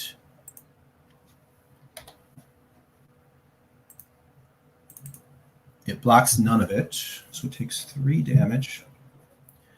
And because it's fire, it also consumes the acid that starts to pour out from this wound. So I imagine you do a stream of like this laser beam across its body, and this acid comes out and sizzles as it's so it sort of cauterizes at the same time. Right.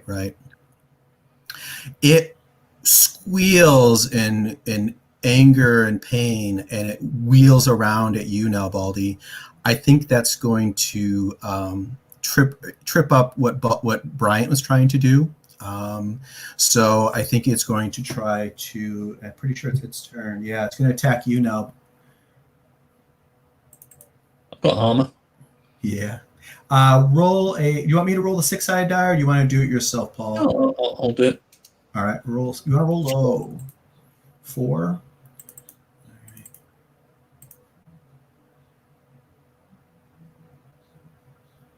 The xenomorph catches the enticing scent of any prey trying to run away or hide.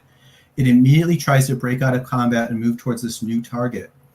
I think it's heard, it saw the muzzle flash or whatever of what Bryant was doing, and despite all these other targets, it's interested in him running away. So it's going to move off in that direction. Shit. If it reaches its target. Baldy clearly hits him with a cutting torch, and then Bryant takes a second shot, and it wheels and runs towards him instead. Right. Yeah, it doesn't like what it's getting from you two, so it's going to head that way. Let me see. Eyeballing it. It looks like it can get there. You did have it stunned and stuff, though, so it's going to do that. I'm going to say it's going to do that in its next action. I think the various stunning and distracting stuff that was going. Although I guess I said it messed up what Bryant did. I think it'll still say like checking out all these different targets. It's still going to have to use its turn to do that. Okay, so its next action, we'll say it does what I just said about running a target-rich environment. There's just too much choice. Right. All right. So Noah, it is your turn. So it's wheeled and like moved away from. It's looking like it's going to move over to Brian at this turn. You have a fully reloaded weapon, though. I do. I move towards the waif though to try and see. So just as a movement, Sure. like just to try and I dash forward to try and get eyes on her. Okay. So somewhere in the middle of us two, or towards her, or whatever. Right. But then I will shoot it as my next action. Okay. So you already Paul had given you that automatic success on a mobility roll, so you can break free from being engaged with it without having to roll. Mm-hmm. So we'll say you move a little bit towards where the waif is. I'm going to say you see her. She's lying against a rock. She seems to be writhing in pain, and you see, the sizzling of acid on her body. She seems in a bad way. Ah, shit.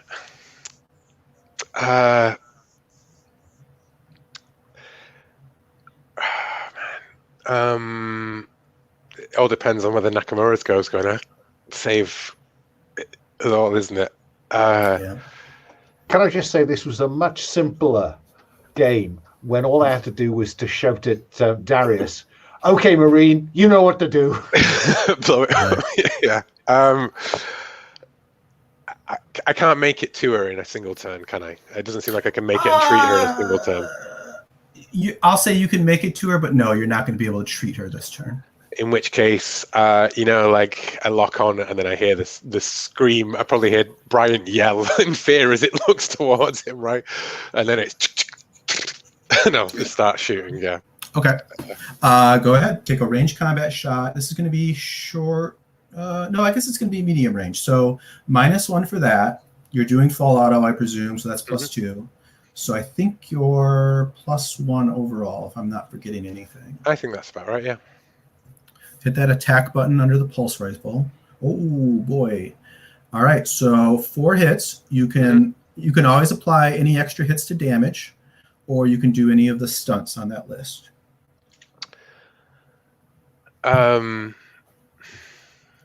I choose 2 more points of damage, so that'd be a total of 4, and 1. The opponent is pinned down. Okay. Which I would imagine is it being caught in a hail of bullets, unable to standing up against the blasts.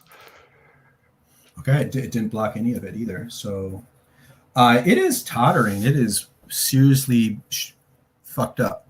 And it's stunned. And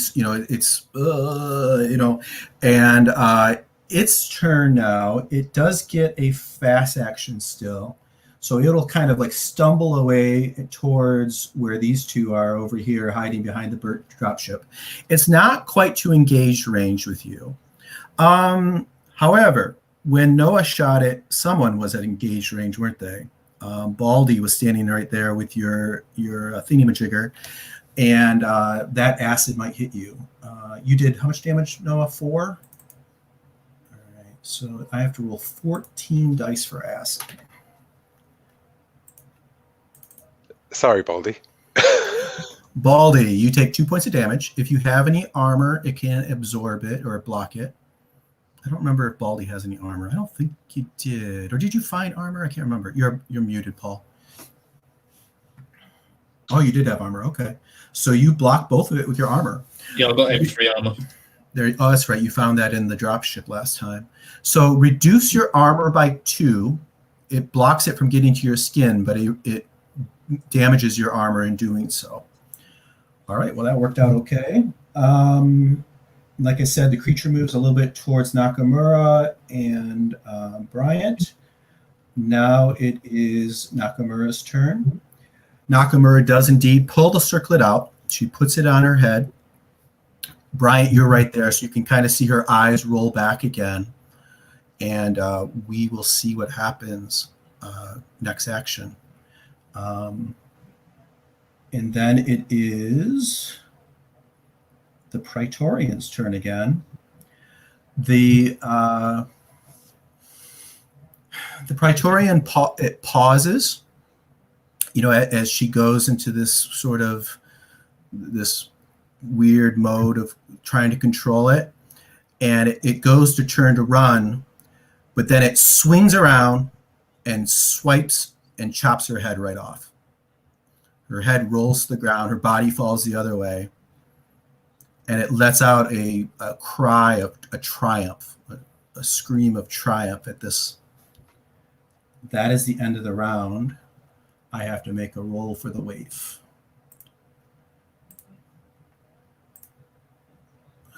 Stamina.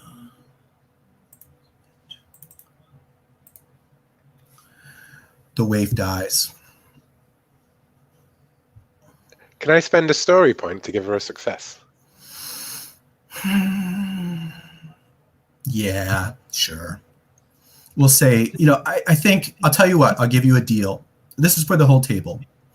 If all of you guys agree to this, then we'll let Noah do this.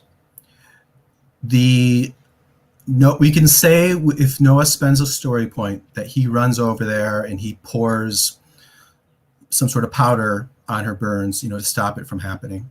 Do you have a med kit? I don't remember. You did have I do have a med kit, yeah. So we'll say I think some of it would just be pulling like the acid splash stuff off her. Sure. Pulling out like water, yeah. Right? And splashing it. We'll narrate it, however, if you guys go for this. However, Bryant will be stunned by seeing, what just happened to Nakamura. Baldy will be, stumbling back after getting smashed splashed with all this acid. Maybe you're trying to like pull off your armor or whatever. You guys will be busy as the Praetorian will run away. If the Praetorian gets away, you can save her by spending that story point. But if any one of you guys thinks, no, I'd rather keep killing this Praetorian, then we'll say she dies, and that's how it goes. No, I'll settle for it running away at this point in the proceedings. No, I'm going to go for kill it. You want to try to kill it? All right. She All died. right. All right. The waif dies. Paul is ruthless and bloodthirsty. Let's take a break then. I got to go to the bathroom, and we'll come back and we'll finish up our fight and go from there. 5 minutes.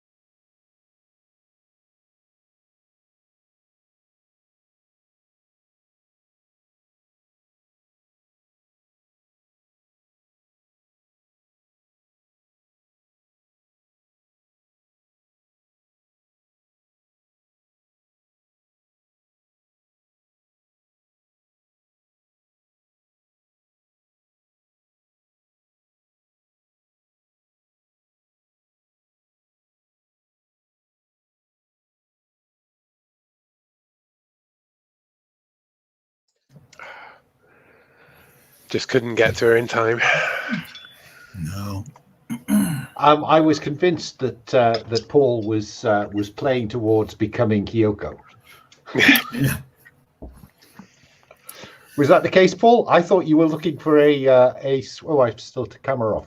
I wondered if you were looking for an exit there to become either Billy, the drugged out Billy, or Kyoko, the woman with the princess headband. You're muted. I just looked on the character sheet and saw some quite good equipment, which I thought could be handy. So Yeah. went for it. Yeah. But once it starts to fall over, it needs to go over. Don't do things by half. All right. So there's been a lot of excitement the last few seconds. Let's take a moment and let's try to imagine the scene we have before us. So you guys, you're on sort of the edge of where there's these rocks and then this landing field, and Baldy is left. He's kind of standing by himself now. Everybody's moved to the other side, and Noah's moved like halfway up to where the waif is. And like I said, we said she's dead, but maybe the best you see Noah is that she stopped writhing around. We'll say. And the creature has run off towards where Bryant and Nakamura were kind of hiding behind this burnt out ship. And Nakamura had put the circlet on, and the creature, has for a moment seemed to be driven off, but then it swung around and decapitated her. So her body has fallen over. And I guess we're at the top of a round. That gives us Bryant. So there you are. It's not in engaged range. It's a few meters away from you, but it turns after, giving out this scream, this bellow of triumph, it turns towards you slowly. That massive head opens its mouth. That slime is dripping out. What do you want to do? It's bleeding acid from multiple wounds all over its body. Pick-up item. Grab the circlet. Okay. And run. Okay. For the ship that Noah arrived in. Okay. So let's see. That would be up this way. We'll put you about here. Okay. Let's see. Baldy. I think Noah goes before me. You guys switched. So as of right now, you guys can switch back around if you want. If that makes sense. That's your agency, Noah. So your call. I'll probably shoot it with my pulse rifle, right? Yeah, makes sense. Yeah, you go first, mate. All right. So I'd say you're at long range again. So you got -2 for that. It's we'll say it's lit up, but maybe Nakamura's flashlight has fallen to the ground. It's illuminating, the creature that's standing there. So we'll give you no modifier for light. Full auto gives you +2. So it looks like you got a +2 overall. Do you want to do 2 quick fires? Or you want to do one, or I guess you could do 1 normal and 1 quick, I guess. Yeah. I think before we were thinking of it as like D&D style, you can do something as a bonus action, right? As opposed to this, which is I could fire once as a slow action and then once as a fast action, rather than both having the negative. So that's a +2. I miss entirely. So then I fire again. Okay, so that was the slow action you just did. Now you're going to do the fast action? Yeah, which is a -2. -2. One hit. 1. All right. So that's just going to do damage. Let me see if its armor blocks it. Armor. 6. Nothing. All right, and then let me roll something else here.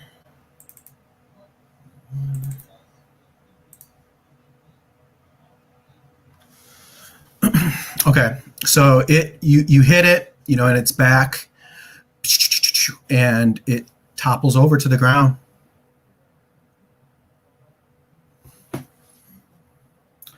I I'm going to shove my fist in the air and go, yeah, ha! You're waving that cutting torch around like, yeah! Yeah, you succeeded, but there's been some blood drawn for sure. What do you guys want to do now?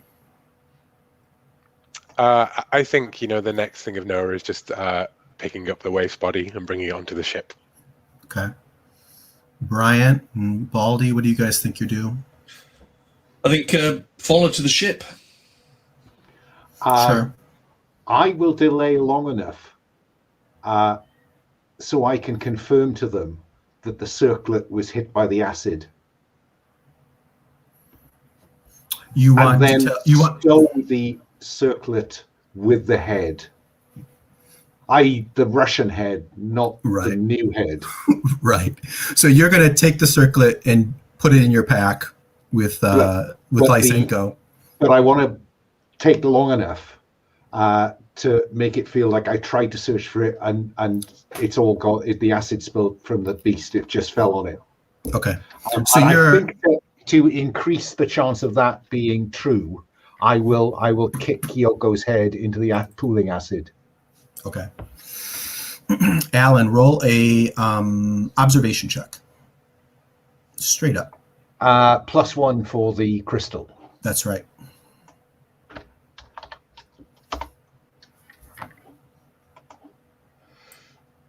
Did I do that? Oh, there it is. Oh, not a dicky bird. right. Can I push? You sure can. Add a stress and do it again with a +1 modifier. Okay. Hang on. There we go. Observation with a 1 in it. Okay. I'll take that. Sure. I don't know what I was looking for, but I wanted to succeed. I think so. What you see, go ahead. Let's take a look under mechanics for skills and stunts, observations, because one of these might apply here. So you go over to grab, I think you said you were going to like, what were you going to kick Nakamura's head? You're going to go over, yeah. I already have the circlet. Right. So the sequence is kick her head into the pooling acid. Oh, okay. So that if anybody checks on this, my story that the circlet is dissolved in the acid has some evidential background, and then stuff it into the pack with Lysenko's head. Got it. Okay, so you go over and you kick her head over towards this creature, and the pooling acid, like you said, and it starts to sizzle away the flesh of Nakamura's head. And the creature's, you see its hands go, and it starts to push itself back up. It's still alive. I'll say you got a good roll. So one of the results on observation is how do I get in past or away? You want to maybe get an answer to that? I would say that if you were to quickly jump into that drop ship right there, you might be able to hide before. Okay, I will settle for that. I will settle for that. Okay, so you do so. And maybe you're peeking out, through a hole in the wall or something, and you see the creature rise up to its full height again. And it's stumbling. It's certainly in real bad shape, but I don't think for what you other guys, I think, Noah, you've gone over to where the waif is, and Baldy, you were going to go help him, weren't you? Is that what He's going to the ship, I would say. You were going onto the ship. Okay. So I think I don't think anyone else sees what's going on with the creature then at this point. I'll tell you, Noah, you get there and you see that the waif has passed. She's not breathing.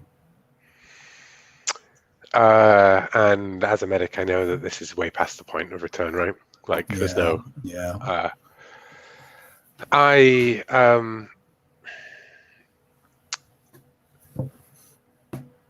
I think I sign and leave her there, actually. I don't think taking her onto the ship, actually. I don't think I'm that sentimental. Sure. And I walk over towards Baldy. Okay. Baldy, you've gotten to the ship, and you can see that the airlock door has been smashed down. And this ship's not going into space.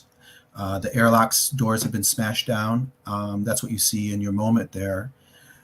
You guys hear the shrieking bellow of the creature from back behind you.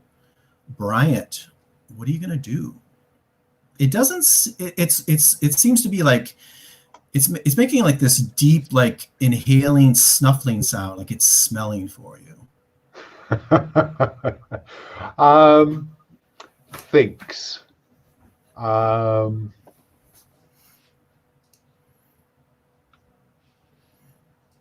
I think I kind of have to make a run for it, because if I'm running towards them, then there's a possibility that it will follow me and they might get a shot at it. Okay.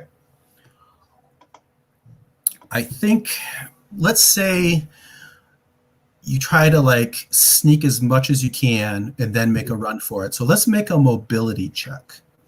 Let me think. You're moving. We'll give you taking some pretty good cover. I'll give you a +1 on this. So make a mobility roll with a +1. How could this go wrong? Right. 2 successes. I'll settle for that. All right. Let me see how the creature does. See if it changes your mind. Observation. I'm going to give it a -1.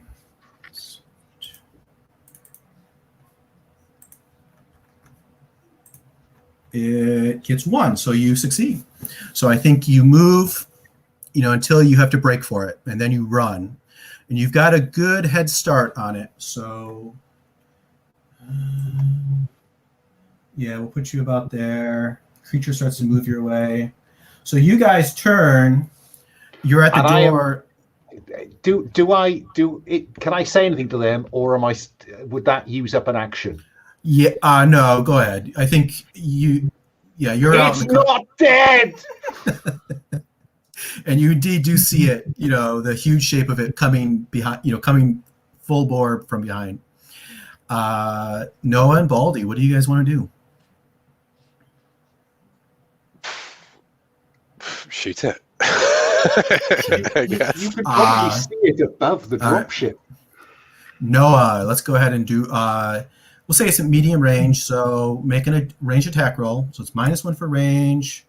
It's not lit up anymore, so let's be -1 for that. So that's -2, but then full auto is 0. So do you want to do your quick fire, or you want to do your long, slow? Well, it'll be the slow fire. Same slow as, action, okay. Right? So, yeah. Okay. Go ahead and do that. Ooh, that's one hit. Mm-hmm. All right. It is almost dead. Let me see if we need to bother and go any further here. And one hit is 2 points of damage, so I got to get 2 successes. You successfully finally kill it. Yeah, it topples over and dies. I think it's just like that shot straight through like the eye, right? Whatever the eyeless space would be, it just blows out the back and it stumbles down. It was reaching out to grab Bryant, and then you blast it back, and the acid and everything flies away. So it is finally for real dead. Noah puts another round or 3 or 5 or 10 into it. Sure. I'm going to say you have to reload, and I don't know. Did we specify how many reloads you have? No, you didn't. No, I'm happy to be like this is that was the end of the clip. Yeah. Let me double check. I might have written down on. You got it from Sitka, the pulse rifle, right? Mm-hmm. Let me see if I wrote down reloads. Oh, she had 2 reloads, so you were down to your last clip. Mm-hmm. Okay. Let me make a note of that. Noah on the last clip of pulse rifle. And I guess if I say that I'm not doing full auto, then I won't be in any danger of running out of bullets because I'm an android that just very controlled, only takes a shot when it hits, kind of thing. Right. Yeah. We'll kind of do it by feel, but yeah, it definitely will last a lot longer. Yeah. Just because I'm like, do we want to scavenge here, or do we want to just leave? All right, so there's the 3 of you. What's next?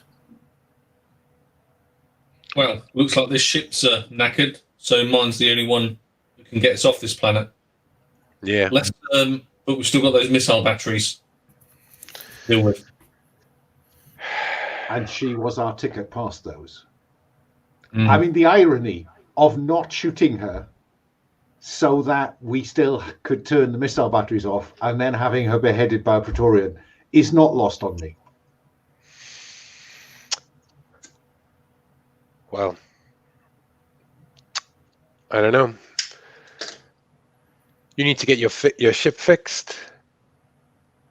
Yeah, I've got the part, but I mean that's a moot point if we can't actually go anywhere in it. That's what we need to concentrate on first: is getting this dish, hacking that computer somehow. What about Billy? Where's Billy? can you jam into it as an Android? I think you looked at like how do you know I'm an Android? And then I look down and there's a big hole in my chest there, and I'm like, yeah, I could maybe do something about that, but shouldn't we check on your friend? Yeah, I'll go on the ship and see if he's still there.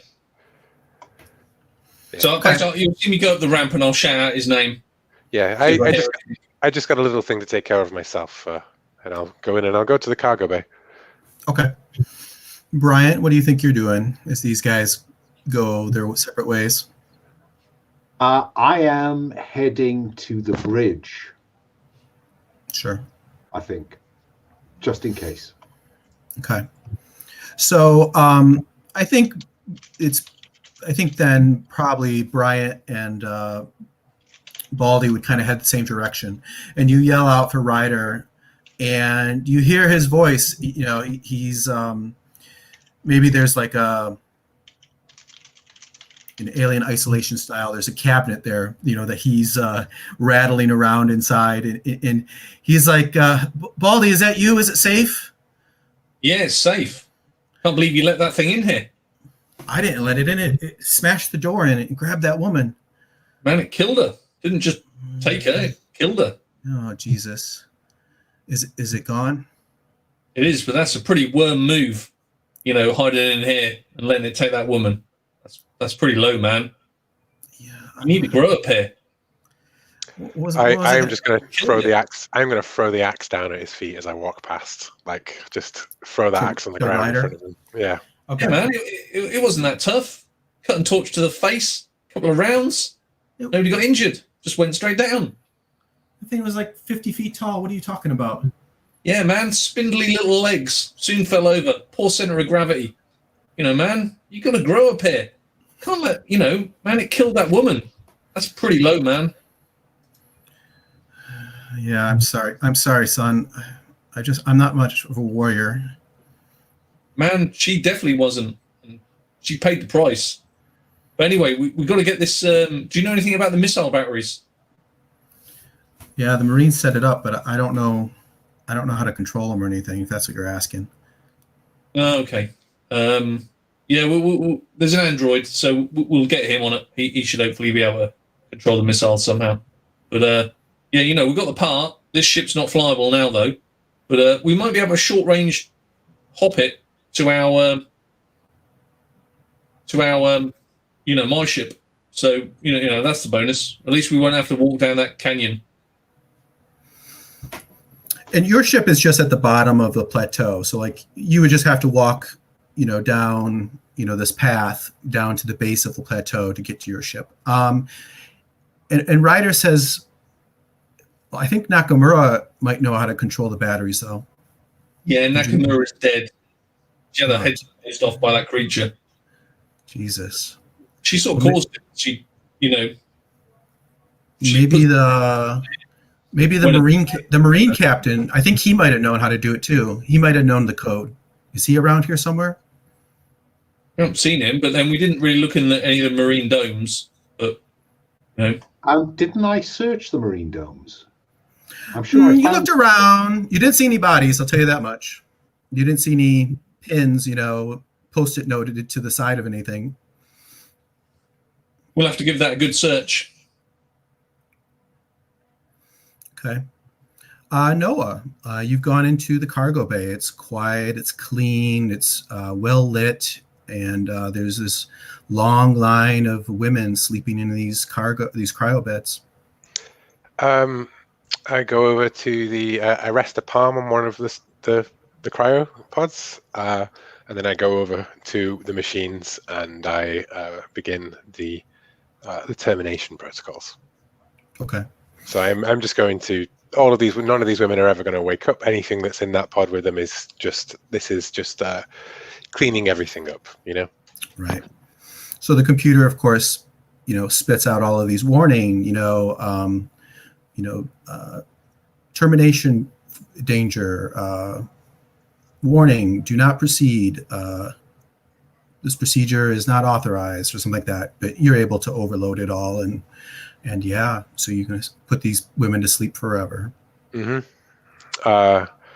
And I think as Noah looks, there's the names, all of the names and the details and the biometrics, and you can see him intentionally scrolling through every single one of them. Okay. Like reflected in his creepy android eyes, right? Like one Right. differently colored than the other. Well, I would say it's there's actually no names. It's all just like unregistered user 1 through 74 or whatever. But it's the pictures of them, like taken by the cryopod. It's whatever record there is in the system of these units, kind of thing. Sure. Okay. And that is it. I don't know what we do from here. Let's go to the Marine captain. Yeah, I mean, there's a Marine captain we need, and/or we need Noah to interface if that's possible. Maybe there's I don't know.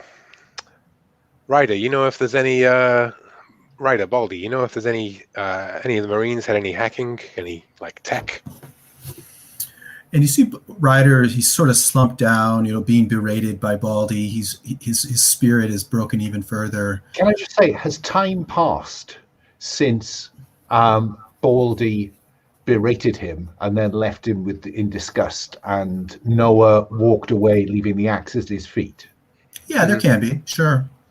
Then I want to spend a little bit of time with Billy, because it just seems to me that Billy needs a friend. Mm-hmm. And I think I'm going to nominate him as my buddy. Okay. And I just want to know exactly what Kara was involved in here. And let's just share a drink while we do that. Okay. I don't need to play through it. I just I think we're going to need to, because you're looking to get something here for sure. I think let's do a manipulation roll. We're going to have you're catching him at a low moment, so we'll give him a minus on his roll.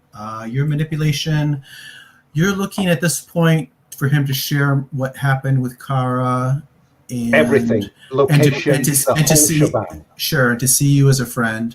So I think we'll make that a straight up roll. So you're straight up, and I'm going to give him a minus. I've got 1 success. All right. Oh, I'm going to redo mine.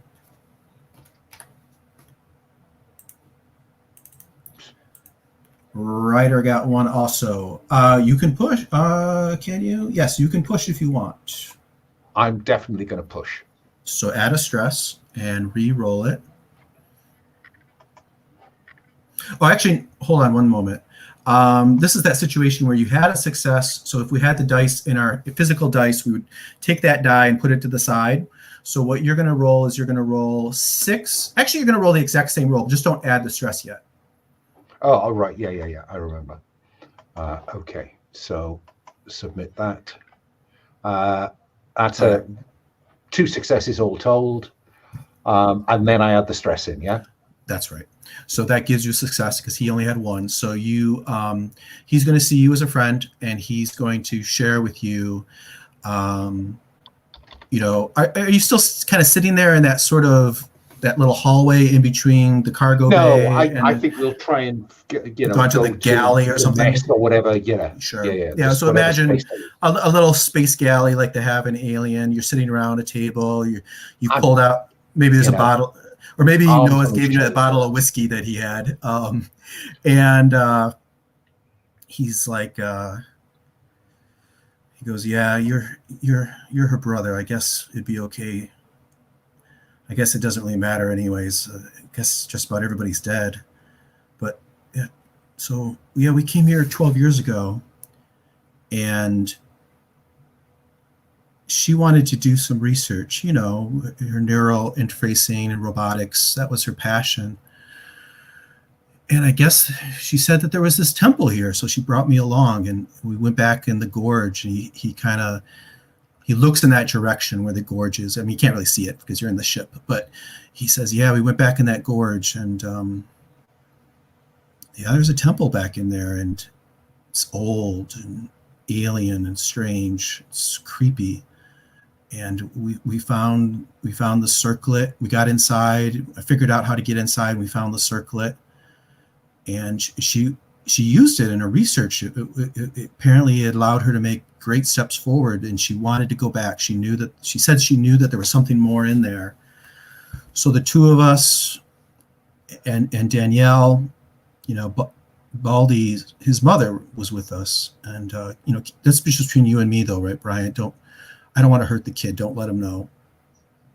But the three of us went back in there because I had figured out how to open the inner doors, and we opened it up, and something grabbed Danielle and tore her apart, took her inside, and we ran away. And I convinced Kara that we had to get we had to leave this planet and never come back. Something horrible that shouldn't see the light of day. So we mothballed everything. She agreed to leave the circlet. It took all of her willpower to give it up. She gave it up and she hid it. And we left. And then Weyland-Yutani tracked me down just a couple weeks ago and forced me to come back here because they knew I had been here. Well, it sounds like that circlet dissolving in the acid when that thing took out Kyoko is probably for the best then, Billy, yeah? Yeah, thank God for that. The thing's creeped me out. I think it has some effect on people. Yeah, sounds like some bad shit. And did the Marines ever explore that temple? Did they ever go up that gorge?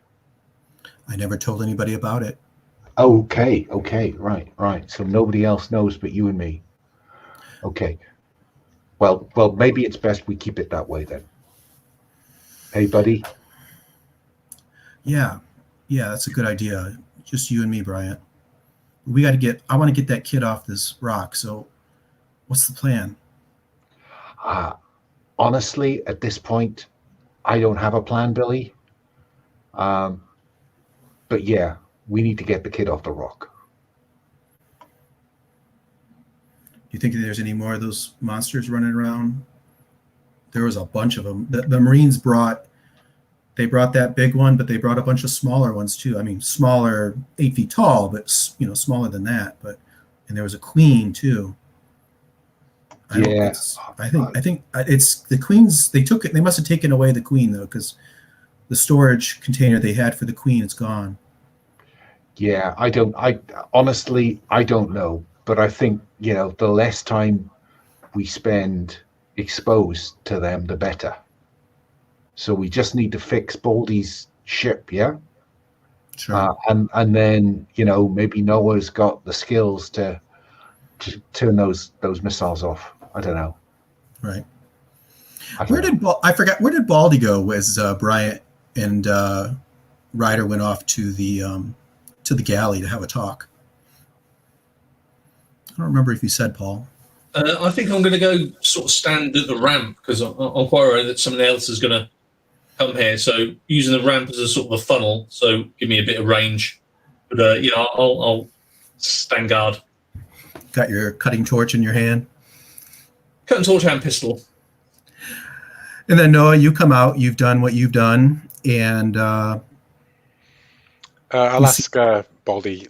We should look for maybe the Marines had hacking equipment. We can't get into it, but now that she's dead, the only option of turning it off is to find some specialist tools. Even a synth can do it without the right equipment. But the Marines are the best people to find it, right? So we'll poke around in the area. And I'll say to Baldy, maybe you should get down. You guys should get to the ship.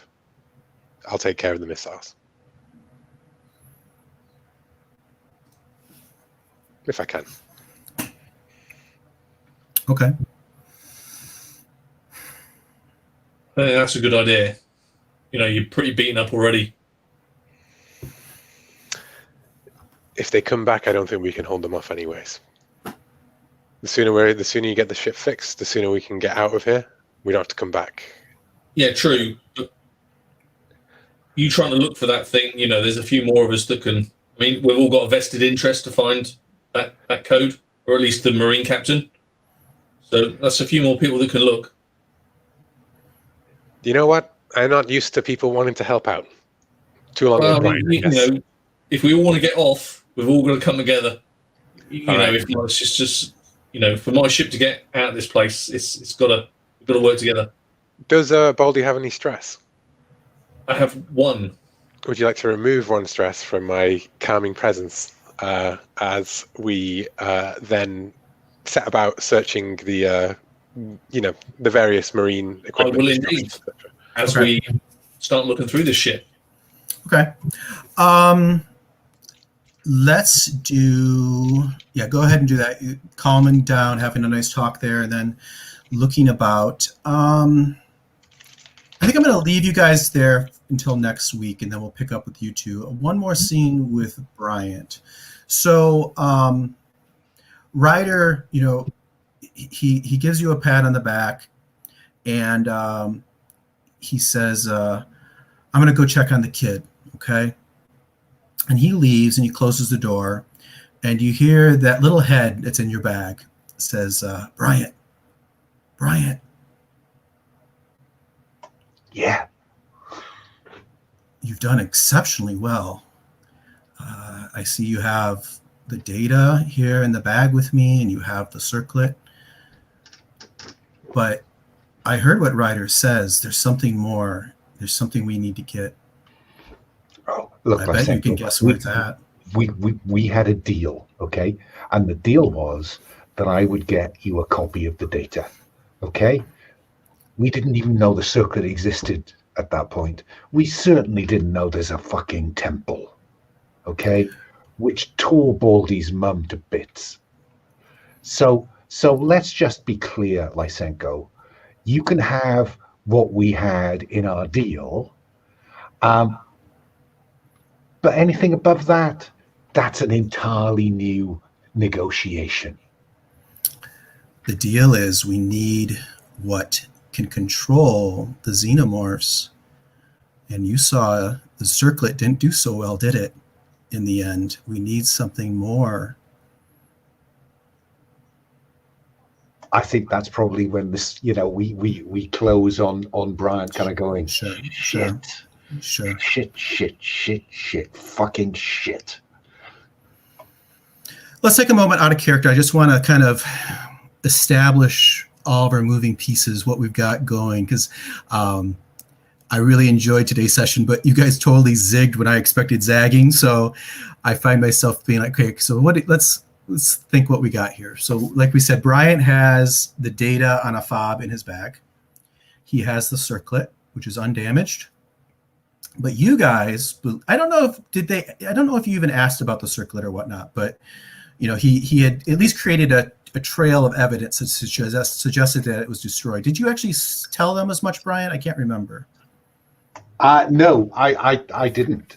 No, I guess the idea was that I tried to get hold of the circlet, but it dissolved in the acid.